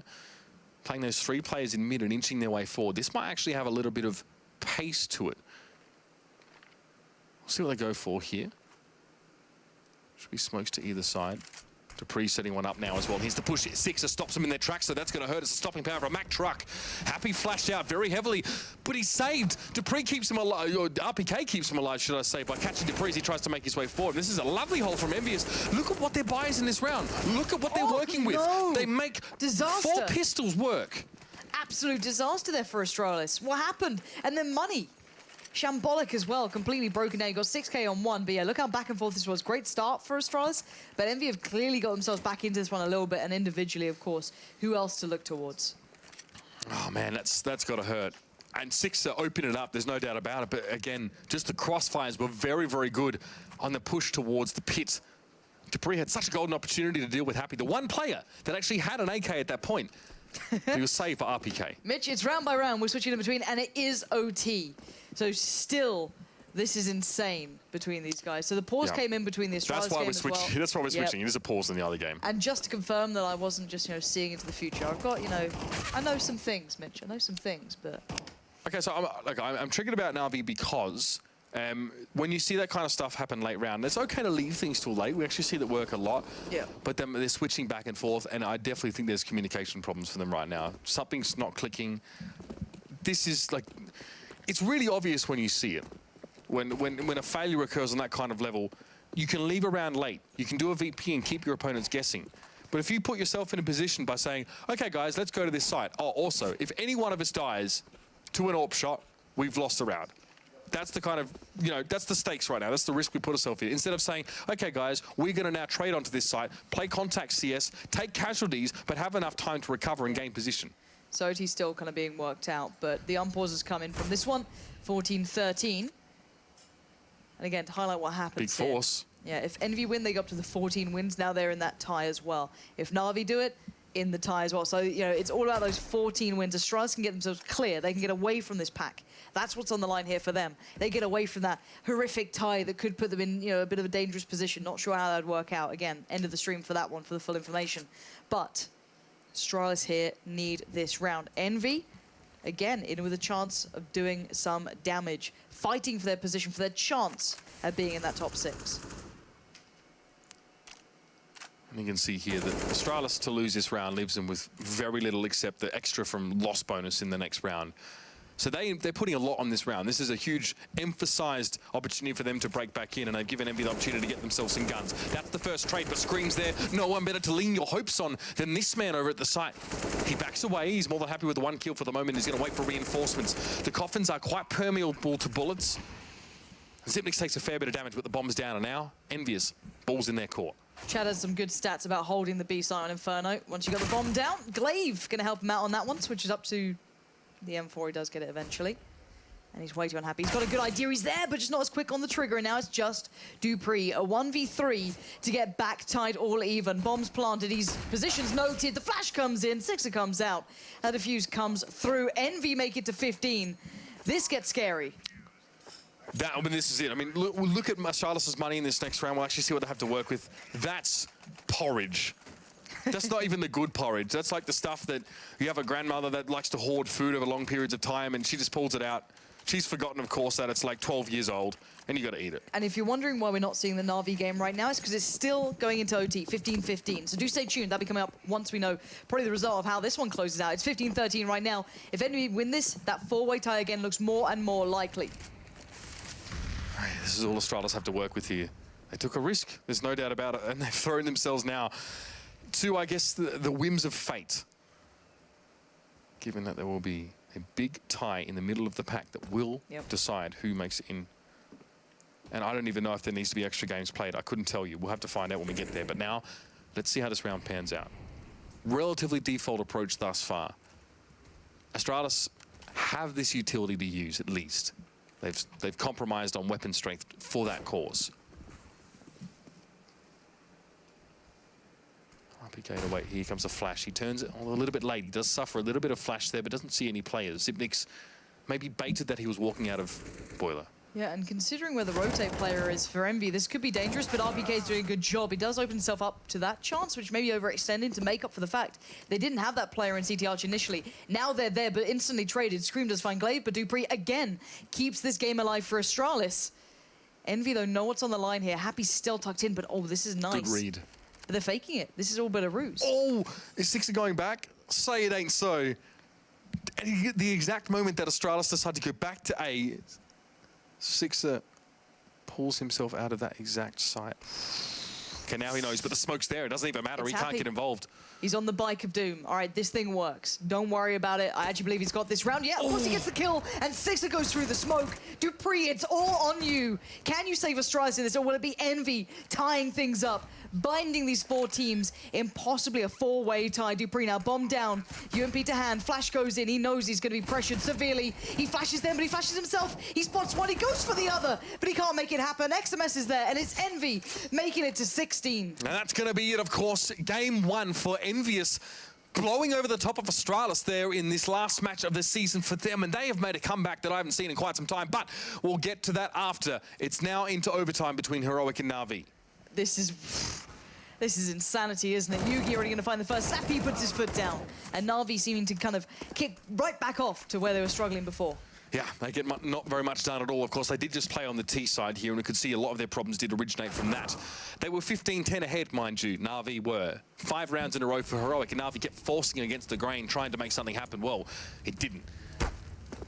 And Flamey tries to jump over his namesake. Even he can be affected by it. That was the myth, of course. It's sprayed out for him. He's going to get some progress towards the side, but it was so low, and it was a matter of time. And Modi, ever the consistent one there over the top, takes him down. Heroic, first round of this overtime here. And Na'Vi, don't forget, this is MR3. You spend big on the first 2 rounds and you lose them both, you have stuff all for the 3rd round and the last round of that first half.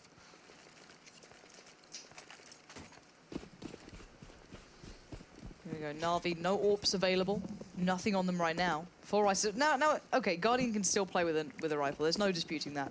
One of the few that's really good in that regard. Of course, it's a little less, but not by much. It's not like he instantly takes this big dive, so eyes towards what he can achieve here in this one. Again, Na'Vi, you know, the T side was their issue. If you watch some of the regular time, I know it was very back and forth, but this was where they struggled. And Heroic pulled off this crazy comeback again. Nico, maybe not expecting his pressure, but great teamwork from Value there. Kind of sacrificed himself, but he do keep control of that B site. Yeah, now we've actually got Snappy wrapping around right behind Na'Vi. This could be really nasty. It's not even from the expected angle here. Guardian's trained on that position, but Snappy's disciplined. He goes for it. The timing works in his favor. He'll make a bit of sound here, but Simple is trying to make things happen on his own. Unfortunately, Modi is going to cut him down. Smoke down. Flash was thrown there. And the backstab from Snappy is going to be real in just a moment here. That was desperate spray. He wasn't even flashed out, and this still makes it pretty competitive. But Yugi and Snappy are high on health, and Flamey's got a lot to do. You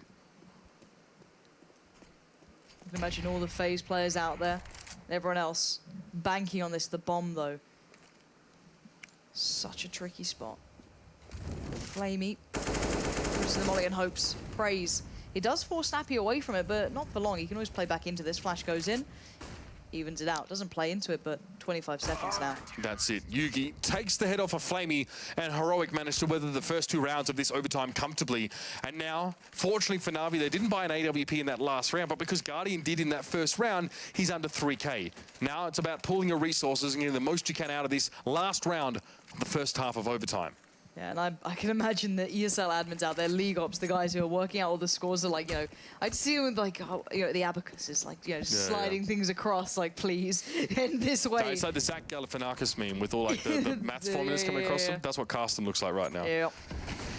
Well, Na'Vi don't want to become a meme themselves. This fall from grace has definitely been something to remember, but it's not looking good in this 3rd round. This is going to mean they need a perfect half, a 3-0 to keep themselves alive and make another overtime happen. They're looking very limp, lifeless, flaccid, unresponsive.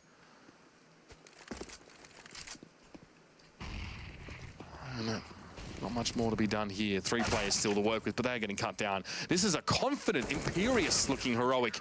And that's it. First half of that halftime is over, and Heroic stand 1 round away from victory here, making things very interesting for Na'Vi. Okay. Now, Na'Vi needs to be pretty flawless. they haven't been great so far, Mitch. It's been a bit bad, but I guess at least their CT side was better than their T side, so I guess there's that, right? Again, I mean, this is one of those maps where the CT side is actually one of the hardest to ease into and to feel comfortable on because you can't get information. Or at least you can't do it without offering something up and taking a risk of your own. That's the risk involved. We're going to jump in, though, here as well. And in terms of loadout, it's a double AWP coming up for Na'Vi, taking no risks and definitely making a statement early here. Big money put on the table. Of course, the odds are high, and Na'Vi have nothing to lose from this point out. They've got to go. I'm pretty sure as well, if this pans out, well, I've got a feeling Astralis could be in trouble here as well. Genuinely, like head-to-head, I have a feeling they might be in trouble. I don't know. I'm going to leave that over to Chad and the boys to work out because this is hurting my brain trying to make it happen. But double AWP, Simple and Guardian. Go big or you might be going home. Flash goes in, forces Guardian back a little bit. Back in again, gets the angle. And I like this more controlling CT approach now to Cobble. You know, the deeper smokes, deeper mollies. Keeping the T side away from any freebies here. Yeah, and pressure them as well by making that round time take a little bit longer. And against a team like Na'Vi as well, if they don't draw out your utility, you're actually, you know, at your leisure to use that later in the round to put even more pressure on a team that wants to play slow. That's what Na'Vi have fed themselves into in those last few rounds. But here we go. Flash over the site. Guardian blind. Backs away and delivers one of his own. Simple needs to be careful here. But Modi is not chomping at the bit, really. He's just playing patient. Good from Guardian. He took a risk to be up there, but he picks off Valda and he sees a bunch of other heroic players set up on B platform. Pause for thought for the Danes. Right now, your top 6 does not include Envy, Na'Vi, or Heroic, as it stands currently. Still depends on this outcome of the game, how things change. And especially this round, Seized teetering on the edge of being able to do some impact here. Yeah, Heroic can't make that top 6 regardless. They can only get 13 wins. Na'Vi can be in that tie situation with a win, and if not, then it's going to be solidified. But here's the push. C's going to have to receive here, but Yugi takes him down. 2 players left for Heroic here to try and close out the match, and Guardian needs to receive from Statue. Yugi gets yet another. Edward falls down. Perhaps a glimmer of hope starting to bloom here for Heroic, but time is of the essence. 7 seconds left in the round, and losing Snappy is going to make things a heck of a difficult one. Yeah, not going to happen. Here we go. They keep the AWP up, which is important. It means they, you know, they're not completely skint. They're gonna have to spread around the wealth. I guess, you know, Guardian take over the AWP. Right, not gonna do the double again, but it's not the worst in the world. Or can they afford the double? I don't know if they can. Look at this one, Guardian. No, yeah, they can. They dropped it out. Okay, no worries. So it's still on the double AWP. Perfect for them. Seemed to work well, but a very late in the round hit from Heroic there. That looked kind of, you know, very much knife's edge sort of stuff. 10 seconds and they finally make it out. Yugi did make it interesting, but it kind of crumbled away from them. So here we go. And you see Na'Vi read into a potential A play now as well for Heroic because they had to use a lot of utility, got quite frustrated. It was actually a slow round for Heroic on that T side, so they've got a lot of information as well about how Na'Vi was still playing it. And so Flamey would love to catch them out here, would love them to come over towards this site. Smoke's down. Unclear if he's heard too much there about the players from Heroic going down into danger. But this is it. Caesar's actually managed to catch out Valda, who was hoping to make something happen there through halls, and this applies pressure to the weak points of Heroic. Modi looking in. Not going to be the one to find it, though. Still operating with 4. This could be double OT. How much pressure can one game have? As so far, Heroic are making almost no dents into this round, so their money's going to be pretty shoddy. Simple going to find Nico. And it's Flamey to take up the challenge. Finally, Na'Vi come alive, and Simple again towards Modi. And that's what they had to do, win those first 2 rounds and now make Heroic, well, kind of sweat here. You can see 1950 for Snappy on this T side, where they're going to be lacking utility for the most part. You can see Valda's forced to go to the UMP for that exact reason here. That's exactly what the doctor ordered. And both these 2 teams lacking potency on that T side. Heroic, of course, still sit on match point, but now they've got to do it MacGyver style, Lauren. They've got to try and craft a solid round out of a very cobbled together buy, excuse the pun. Yeah, well, we've got to see what they've got here. Might just switch up the pace, go a little faster, try and, you know, catch him off guard, do something, throw a bit of a curveball, and it's worked. Valda finds Flamey, but Edward's there.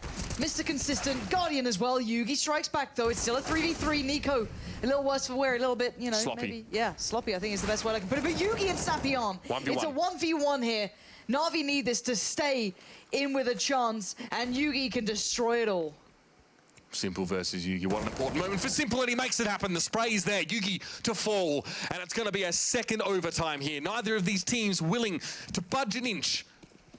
And what better way to have it for the last game of the Pro League with so much on the line for Na'Vi? There's potentially theoretically, still a shot that they can make it to Dallas, and they need a land appearance. They need a successful one, especially given the recent events leaving quite the sour taste in them and their fans' mouths. Just so you know, guys, any FaZe fans out there, you are wanting Na'Vi to lose this. That, I mean, FaZe take that final spot. So that's what's on the line. You know, everything changes on this one, from what I've heard, from what I can understand, and what I've gathered. This all gets a little bit exciting, and we've got double OT to secure it. Now, Na'Vi do start on the CT side, so again, this could be where they really get in the heads of Heroic. They get a double up out to play. A little costly, of course. I wonder if they go straight back to it. No, they don't. So a bit of a different approach here. This is very curious, actually. I'm interested to see how they mix it up. It's also an insurance plan as well. It's like, okay, if things go bad, we actually still maybe have a little bit of more wealth to spread. They even dropped Orbs to make sure they had 2 rounds with double AWP, but it worked. They were winning. That's fine. Now it's going to be Heroic, though, all set up towards that B platform. There's no one actually set up on the high side. Edward is the closest player to this push, and there's not much they can do to stop it. No one can wait in the corner. This could be nasty. Heroic have the opportunity to work their way through here. Valda with one. Guardian cut down on the statue, and this is a beautiful opening now. Heroic have found the T-side chops, and not a moment too soon. They found the pace. They found what seemingly worked. They didn't find in regular time. Snappy to put down Simple.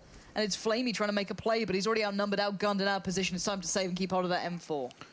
So the biggest part of Heroic's attempts to try and make this B-side hit work, and what's unraveled them, has actually been the player up on B platform for Na'Vi. Whoever it's been, Guardian, it was in that first round. And Na'Vi being in a position to use a lot of utility to stall any push on that side of the map. Whether it's an incorrect read, just Edward being slow, or even a bad spawn, there wasn't a Na'Vi player in position to get into that corner to hide. Heroic didn't give them that time either. I love a decisive push like that on an important round.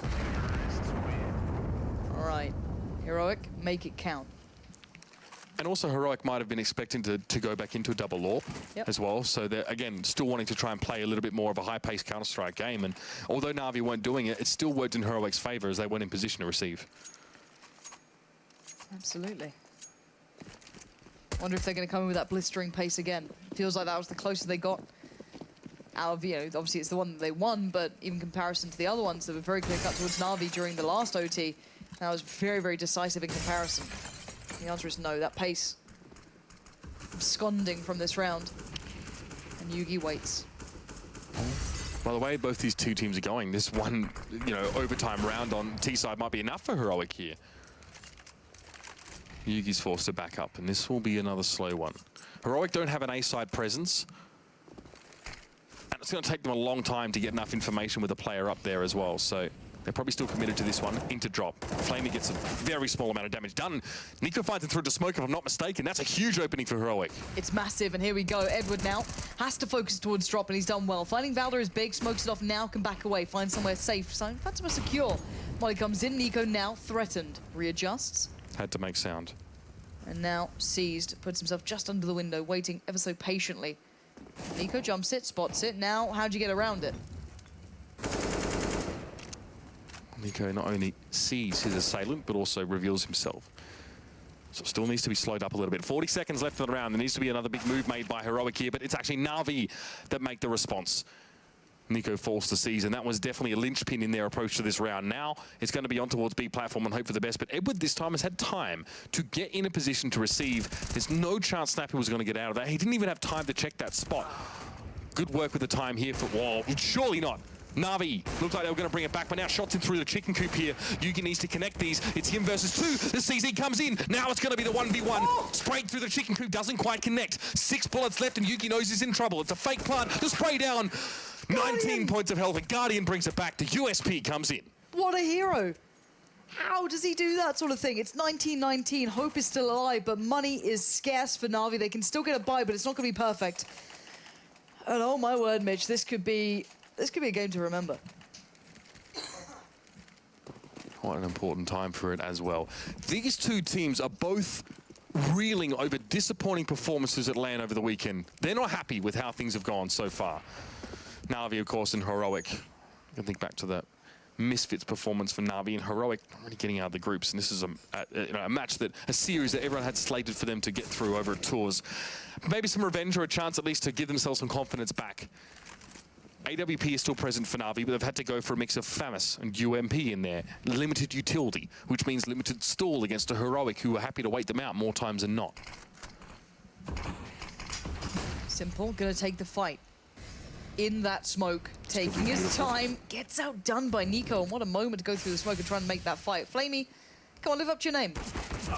Nice. That's not good at all. That's a horrible way to possibly lose this round. Modi finds two, makes the most of a very bad situation for Na'Vi, and Edward's out of position trying to play back into it. What has happened here? Is that Mini Rain pushing onto the A side? It may well be. Modi just smashing him down. 3 for him.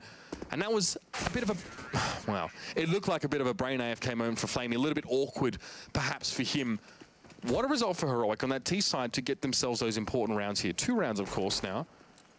And Na'Vi, definitely feeling behind the 8 ball, no doubt about it. 2 more rounds on the CT side and Heroic have got it wrapped up and they're good to go.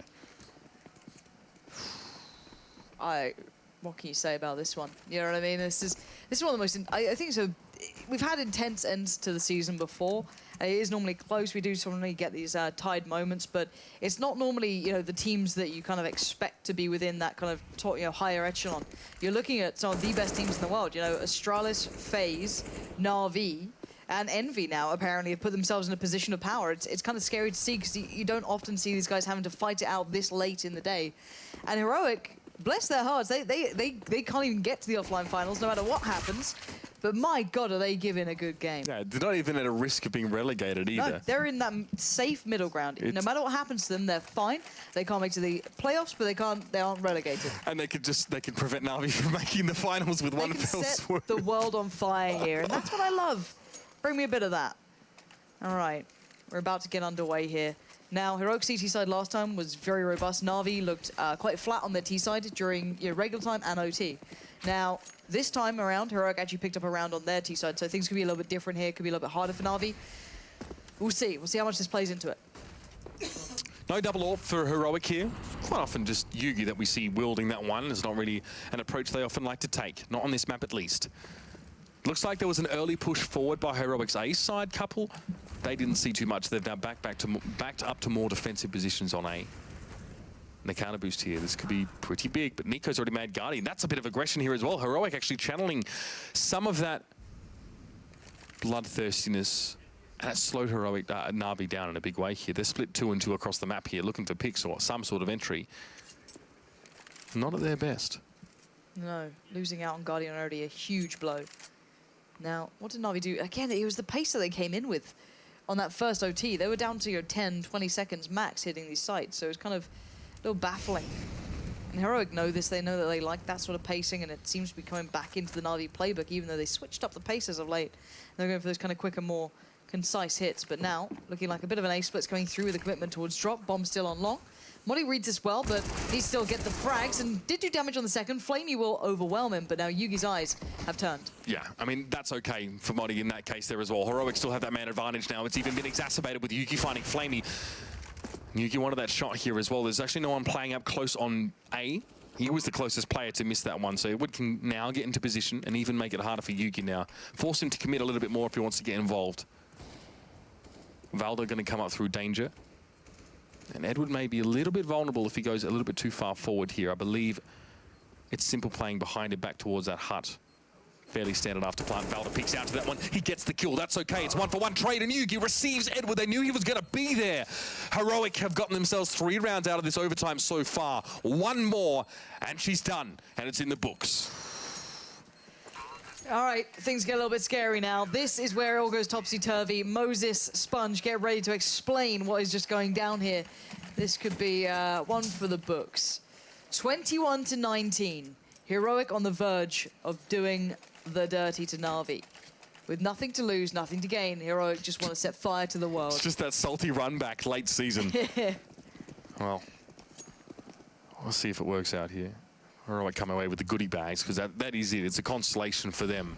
And of course, this performance has its own sense of significance. The counter boost, you throw it in now, that's dirty.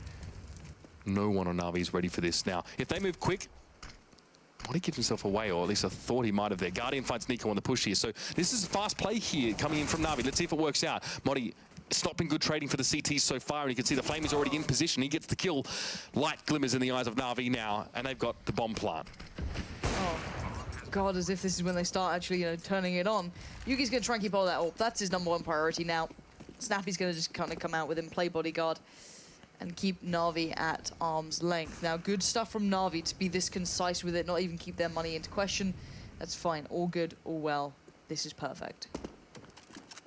They needed this too, So just from Na'Vi's mentality. Let me just paint this picture for you. The first overtime, neither team managed to win a T-side round.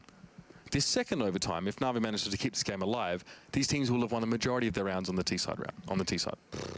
So you can just see now how these small adjustments are actually occurring in overtime. Something that Chad really likes to talk about, actually, and hopefully he gets to touch on it on the desk, because they're the things that make or break teams. And Na'Vi stays alive. Now, there's a lot on this round, Lauren. If Na'Vi win it, we got another overtime. We love those, Lauren. We often get those games, and Heroic can break this here. I didn't want to go home, Mitch. I wanted to cast this game. I want to see how the Pro League ends up. This is what it's about. Here we go. 21-20. Heroic on the verge of closing this game out with a victory under their belt. Na'Vi desperate to take it into another round of OT. And seized, nade in hand. Modi puts his down first. Stays alive well. Na'Vi, would you dare go quickly? You feeling that brave? I wouldn't be. No, Nico playing up close there as well. Na'Vi still could have made a run if they'd smoked up that broken wall area, and Simple now a bit of an off angle here. This is quite nice. Straight above the smoke. Flashed, forced to back up. A little bit of chip damage going across from both these two sides. Simple being spotted out, but it doesn't matter. Nico falls. That's the opening Na'Vi needed. That's the lifeline in this game. But Modi gets two in drop room. Na'Vi been stopped in their tracks trying to make their way towards this B side. And now at the smoke, Valda jumps across. Simple. There's no way he saw that. There's no way he's getting away with this at all. And Valda. Oh, no. Oh, you hate to see it. You hate to see it. He falls. Guardian response. Man advantage for Heroic. Time ticking down for Na'Vi. All right, the classic duo, Edward and Guardian. Edward, Mr. Consistent, always seems to be there. A bit of a rock, a bit of a solid entity for Na'Vi and Guardian. Show me what you can do here. You have 47 seconds to keep your hope alive in this matchup. 3 players stand in their way. Modi's one, Yugi another, and here goes Edward straight in, no fear. 35 seconds now, clock's ticking. Guardian's got the bombs, he's the final piece, he's the VIP. You got to escort in. Guardian's trying to clear it out. Oh, he spots the first. First victim down is Modi, it's a 2v2. Guardian, now with that AWP as well, wants to play forward. There still needs to be a plant from Na'Vi. Heroic don't have to peek this. They can sit back, they can wait, but it doesn't matter. They offer themselves up at a silver platter, and it is the dynamic duo, Guardian and Edward, to claim it for Na'Vi. They keep themselves alive, and we get a third overtime. Heroic knew Na'Vi needed to plant. They wanted to finish it there, and that was ultimately their undoing. 3 overtimes, why not? That's a round that you're gonna look back on and be frustrated at being Heroic. You shouldn't be losing that. You had good positions, you allowed them to play into it. The first is forgivable, I guess, but the that's so rough. So high pressure as well at this stage for them as well. And even for Heroic, or maybe they don't even realize the impact of this game on anything, because these teams have to start their games at the same time. Yeah, exactly. And if you're Heroic and Na'Vi, you're just focused on the game in hand. You're not thinking about those external factors. You're just here like, all right, through the motions we go. Let's get this one under the belt. But all right, back in, no messing, no breaks. It's Na'Vi on the T side, so they continue this. They have to keep up that form they've just found. And what's the change now for Heroic? The first overtime, it was their CT side that kept them alive. The second overtime, the T side was what almost won them the game. Where do you go from here? Maybe a middle ground, maybe some balance in the life of a CS pro might be required. But for now, Na'Vi with 4 players over towards this A side of the map here. And where's Yuki? That's the question. He's actually playing on A as well, so we can really stump them on this play. Around the corner with Snappy now, 1 and done. That's the way it has to be. There was actually no chance for a refrag on the second there for Heroic. They're already backing up and taking defensive positions. This is fine for Na'Vi. Yugi, though, still can be a thorn in their side if he can get a couple of kills here. Certainly not out of the realm of possibility. He's been playing well, but Edward's going to tip the odds favorably. Great swing. And yeah, that's the Yugi we want to be looking at. See what he can achieve. It's down to, again, Guardian last man standing, and I don't know if he's going to be able to do it this time. Nice positioning, though, from the heels. Going to find Nico. It's a 1v2. Bomb, not far off, and he's just going to have to fight his way through. But not going to happen. Yugi, quicker on the trigger. And Hero get the first one on the board in triple OT. And Yuki, who's just been really lifting so far in this part of the game, is 37 and 21 so far. Fantastic from him in these last few rounds. A huge front runner for Heroic. So, first round done. CT side for Heroic now seems to be okay. And you can see, at 10K, MR3, even after losing that first round, you're kind of pressured economically speaking as well. It's like, we don't have a full suite of economy for all of Na'Vi, not to the full degree. Only Guardian, to be fair, is lacking, but the next round will be even harder for him. It doesn't work out. Spend a lot of money here. Oh, that timing was lovely. He stayed boosted? Modi, you're a gutsy man, my friend. But then that's where you throw this stuff in at this part of the game. That's why they go for counter boosts as well. He's been delivering. Okay, that moment where he dropped off the tree was just kind of shambolic in that final moment, but he was the one who even got that round to be impossible. There's 2 kills he got in drop. This one again, he's finding these moments. If only he was able to keep his cool in that final one in second OT, but not to be. Man advantage, though, sits with Heroic. You can imagine FaZe are sweating bullets, just going, why did you peek that? Why did you play this out? Just in the back of their minds, it's got to be everyone on tenterhooks here. The last thing you want to be doing as a pro player already is vicariously living through another team who's losing. It's like, well, I'm just doubling down on the disappointing part. But that's Guardian up close. He trades that one out. Yugi has been so on point. Valda needs to receive this one well, and he does. This is going to leave Na'Vi with not much of a leg to stand on, but Edward and Simple on 2 different sides of the map are making it happen, or 2 different sides of A, and now Heroic have to scrabble to respond. Yeah, Valley was there quickly, but very alone, and how are they losing this? It's a 4v2. And they've lost it. Na'Vi, I guess Heroic just didn't expect it to happen, but now it's on Yuki, the guy who has been going toe-to-toe with Guardian, but I think you can kind of, I guess, write this one into the hands of Na'Vi, but he's found a route through, he's hearing these steps. He's got Would time. you expect both players here? That's the big problem, is you wouldn't. Again, a bit of an off angle as well, to say the very least. Between Simple and Edward, they pull this one back in. 2 kills between each of them, so big round. 22-22, we're all even. Heroic now as well have the money to buy back up here, but neither team has actually really been forced to sacrifice too much, except there's UMPs here for Valda and Nico. They'd be kicking themselves, Lauren. They'd absolutely be kicking themselves after such a good opening. Yugi trades out well for Guardian. The kill came in from Valda over towards Connector, and you're in pole position. But Na'Vi, with the last 2 players, surged on A and managed to win out both of their opening duels on that site. That's stuff you can't script. That's stuff you can't always count on either. But Na'Vi, it was there.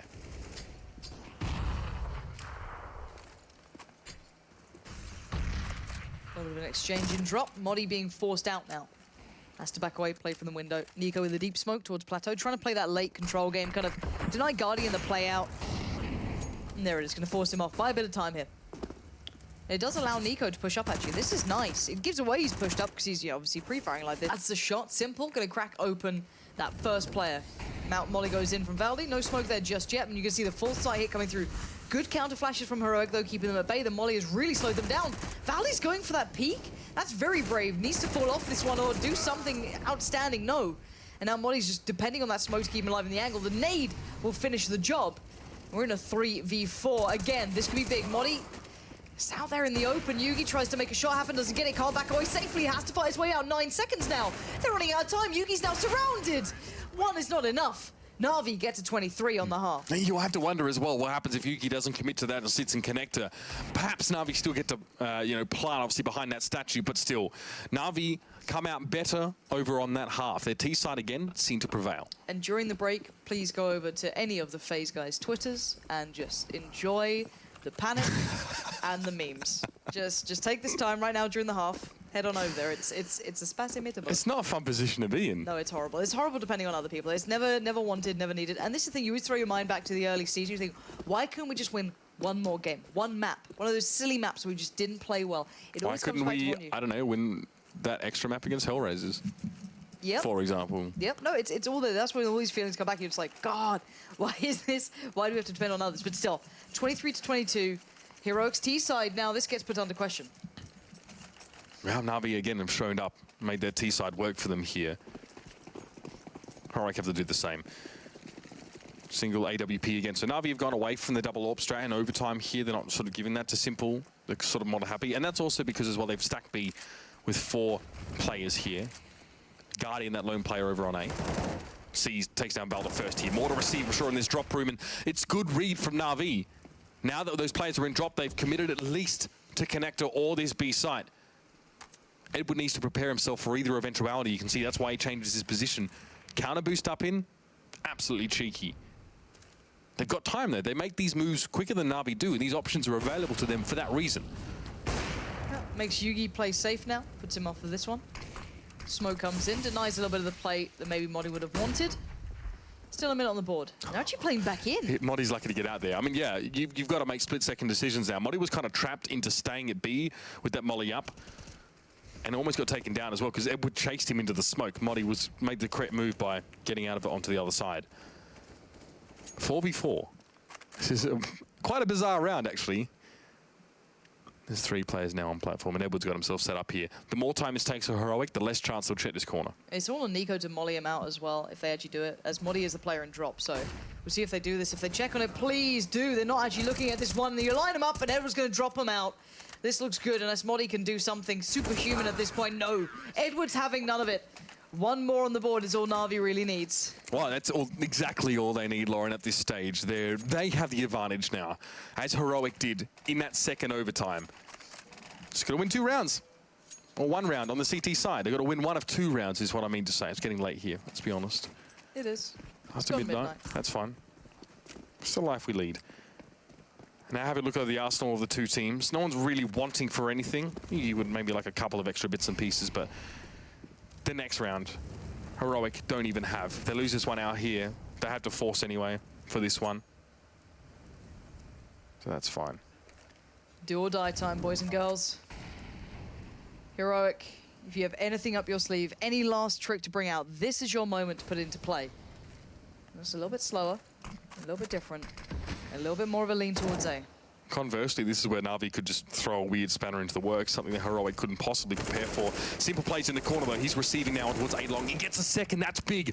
Yugi managed to trade out, I think, a kill in towards Danger or elsewhere across the map. Guardian's down anyway. That's what's important. But Edward finds Moddy. This could be all but done. And Na'Vi get themselves alive in this one. Simple on towards Yugi, and it's Valda on his own. And he doesn't have a look in towards this side. The bomb is so far away. It's not possible to win these kind of rounds in general, but he's found seized. It's a long road to hoe from here on out. He doesn't know there's a player off towards his left side, but the spray's very good. Edward's going to lie and wait. This is getting a little bit more dicey than it really should be. That's going to be it. Na'Vi managed to win this one out. And they keep themselves with that chance for playoff contention, or at least make it real interesting, Lauren. Yeah, this gets a little bit interesting now. I think that we'll need everyone to break down the possibilities that were and that now are, of course, in the Pro League. Yeah, but what a heartbreaking moment for a couple of teams throughout this one as well, because considering FaZe were up in their last match that they played and then they lost out, but I can hear myself and it's horrible. Oh my God, this is how you guys feel? I'm so sorry. Yeah, sorry to inflict that on you. So at this stage, I mean, we're done. We've obviously seen a lot of matches. If you just joined us now, you're wondering what this is. This was a conference stream. We went around the grounds and caught some very interesting games. But, I mean, interesting story, that FaZe versus G2. Envy versus Astralis also gave some very odd results. Yeah, I'm not going to try and even guess what the top 6 is now and the defining points as to what makes it, because I think that's exactly what Moses and Sponge will be doing in a moment's time once it's all confirmed, because again, the admins are working tirelessly now to go through all the possibilities and as to what happens. I think they're actually ready for it. Yeah, let's head over to the boys, and that's all from us. So thank you, gentlemen. What have you got for us after that ridiculous finish to the night? It's not all for you. You're gonna hang out there in the picture-in-picture, and you're gonna chill. No, they're not. All right. Sweet boys. Shame. Well, why don't we just talk at them? Yeah, we can't. I want to know about. They're gone now. Damn. I wanted to know. Mitch said something about having to eat 12-year-old porridge with his grandmother. That was. He also there's got to be an interesting story. Flaccid. He did speak a lot about Flaccid things. Yeah. Speaking of Flaccid, that'd be FaZe tonight. And Astralis. And Astralis. Hate to see it. Yeah, considering they're 2 of the most exciting teams, and that rivalry right now is amazing to watch and evolve, the fact that we won't get to see it in Dallas is kind of heartbreaking. Yeah, I mean, that's you could basically call it the number 1 and the number 2 teams in the world at the moment.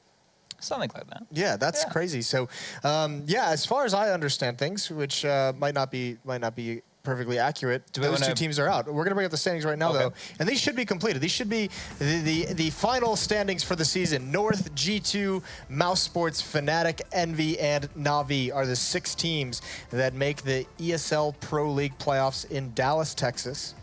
That's good stuff. I'm going to do my best to explain this so people at home can understand why the round difference is higher on both Astralis and FaZe, but the Team Envious and Na'Vi go through. It's based on those 4 teams are tied, right? So it creates a mini league between the results of those 4 teams only. Yeah. Now, within that situation, Envious obviously 2-0 to Astralis, so they're beating them in the head-to-head of the mini league, whatever. So it just works out with the head-to-head results that Team Envious and Na'Vi are ahead of FaZe and Astralis, which I don't think anybody would have predicted. I definitely didn't think that would be happening at the start of the night. Australis are going to be kicking themselves because, you know, playing Envy, sure, it's not an easy beat, but you'd much prefer to go up against them than, say, like the G2s of the world or playing against, like, Fnatic or something. You would have much preferred to have played Envy to secure yourself a spot in the finals. Yeah, and I think every other team who made these playoffs is going to be thanking G2 and thanking Envy for beating FaZe and beating Australis and saying, we don't have to deal with them. I mean, those are the guys that have won, won 2 of the last 3 events, and they're just saying, all right, thanks. Thanks for taking them out of the equation in the online portion. Speaking of G2, play of the day. Was it Kenny? We were having a really good time with this play. Yeah, it is Kenny. Yeah. It is Kenny's AWP ace, so we're going to check that out. We'll get that up. You can see here. This is some vintage Kenny. The double there is just very nice. I love how he just keeps re-peeking. He's just so confident in that fact that he's just going to keep getting the kills, and he does, and then hunts this last one down and makes it look really easy. Yeah, I mean, as he usually does when he's in this kind of a form, he just makes it look far, far too easy. Even wastes the Molotov there, style points. Yeah, and then he bought a smoke in the following round and had a HE2 flashes in the smoke. I probably would have stuck with the Molotov. Keep the Molotov, for sure. Pretty valuable. We'll have to have a chat with Kenny before the finals. Maybe he had a Can't plan. be making those plays. Yeah. But yeah, I mean, anything else crazy sticking out? I mean, obviously, Australis and FaZe is going to be the one that shadows everything. Yeah. LDLC staying out of relegation. Yeah, that's pretty cool. Yeah, they get to survive until next season. I thought they probably. had a pretty interesting season, all things considered, with you know, Maniac having a little bit rolling back the years. Good to see them staying in Pro League. They had a couple of big upsets. The thing is, if we... You go. I think speaking of upsets, one of the things that if you're like a FaZe and looking back, was it FaZe that lost 2-0 to Kingwin at one point? Let me bring it up. I was just going to look at the Australis one, but we can do the FaZe one as well. Yeah, because I mean this is basically what you do. You look back over the season and see all the losses that you should have just never had, and that is going to be one. Kingwin beat them twice. They lost to Kingwin 16-6, 16-8 in the opener of the season, and that's probably still when they had Jacob. Yeah, they didn't have Nico. They didn't have Nico then, and then so they lost one map to Envious. They got 2-0 by Na'Vi. That's a killer as well for the tiebreak. Yeah, LDLC took a map off them. That's one of the upsets we were talking about from them. Lost a map to Australis, no big deal there. Lost a map to Fnatic, not really a problem. Lost a map to Mouse, and then obviously getting 2-0'd this evening by G2.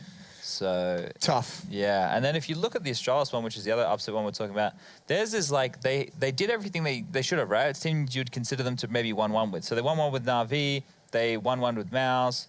They did get 2-0'd by VP, right? So that was pretty rough for them. That was when they had Zonic standing in as well. That's right. Why was that?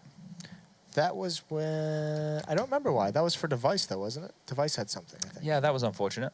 That's going to haunt them as well. You know, yeah, I hate to see that. Jeez. And then, yeah, they had a couple of other results, like 1-1 with North, 1-1 with FaZe. Then they were 2-0'd by G2. They did go through that stretch where they were like on Twitter saying we just can't seem to win 2 in a row, 2 maps in these series. Heartbreak for both teams. We're almost done with the show. What we're going to do is bring up the North American standings just so you get one last glimpse. If you want to stay awake, if for some reason you just had an energy drink and you just can't sleep, SK and Immortals, 2 Brazilian teams locked in already. A chance for a third. Luminosity sitting at 6th to stay in there. Liquid in a good shout to qualify. Same with Cloud9. I think Cloud9 just has to win 1 map. I think Liquid are playing Luminosity, right? So that's going to be a really interesting match. I think Luminosity are definitely going to need those victories if they want to stay in that top 6. Optic are playing against Complexity, so you would consider them a fair chance to get up to 15 wins, right? And put them really in contention for that top 6. I forget who NRG are playing. I think it's Cloud9, right? If Cloud9 manage to 2-0 them, that's going to push them down and potentially out of that top 6. And it's going to get messy there too. I think that, I mean, Optic, you have to say, with all the struggles they've had, not having a 5th player for the majority of the season, losing their in-game leader as well, them getting into the playoffs at any point is... good for them. It's pretty impressive. One thing we didn't touch on that we wanted to, just quickly before we sign off, because I know it's getting late. Great minds. Is the way that the groups and seedings are going to work. Can we bring up the standings again for EU? Which one would you like? EU, please. Yeah. I'll click my standings button. Oop. Any moment now. There we go. Okay, so if this seeding here is correct, which I'm going to assume it's going to be relatively close to being correct, North, Mouse, and Na'Vi will all be in the same group. So that's seeds 1, 3, and 5. And then the other group will have G2, Fnatic, and Envious. Okay, so that means G2, Fnatic, and Envious will be in the same group as SK, as they're the top seed of the North American region. And then that will have, 1, 3, so and 1, 5. 3, and 5 from Europe plays 2, 4, and 6 from NA, and it's vice versa. Yes, exactly, Jason. Yeah. Oh. We did that well. Yeah. Good job. That's going to be it for us. That's actually it for the entire season. Next week is going to be all the relegation matches, so it's kind of not over just yet. But thanks for sticking with us all these past months while we had a good time here in Cologne. It was a long time. It was a long time, and we'll see you guys next week. Peace.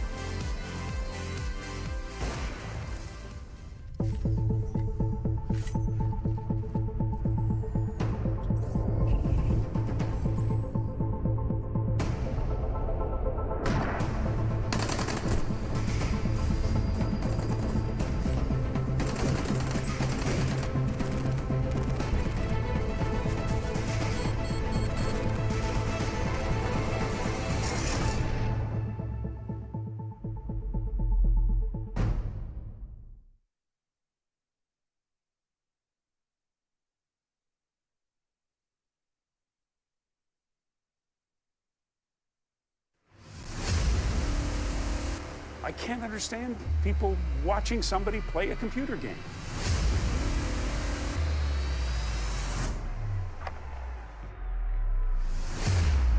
It's still not a sport. It shouldn't be on a sports network. But I don't know if athlete is the right word.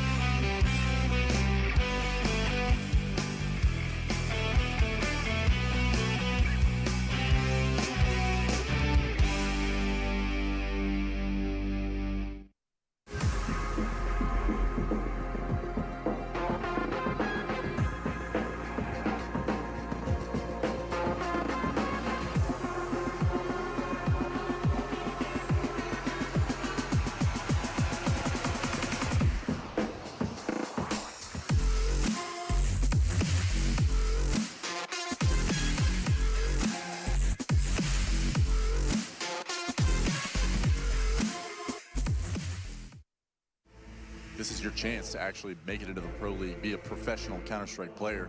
That's the thing that Mountain Dew League provides. Penguin, you know what? If anybody has a shot at 2-0, it's Penguin. Beautiful Counter-Strike. You usually only see that into the professional level of things. We are one of the youngest team in top 20. Many teams can underestimate us and we can surprise them with our tactics, show our Polish power.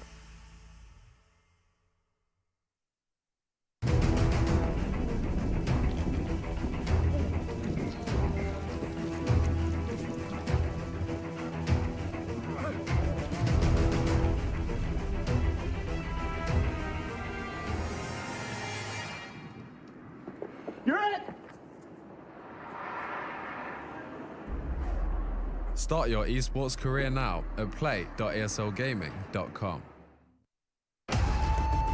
Counter-Strike is sharing incredible moments with us and will return to a memorable place.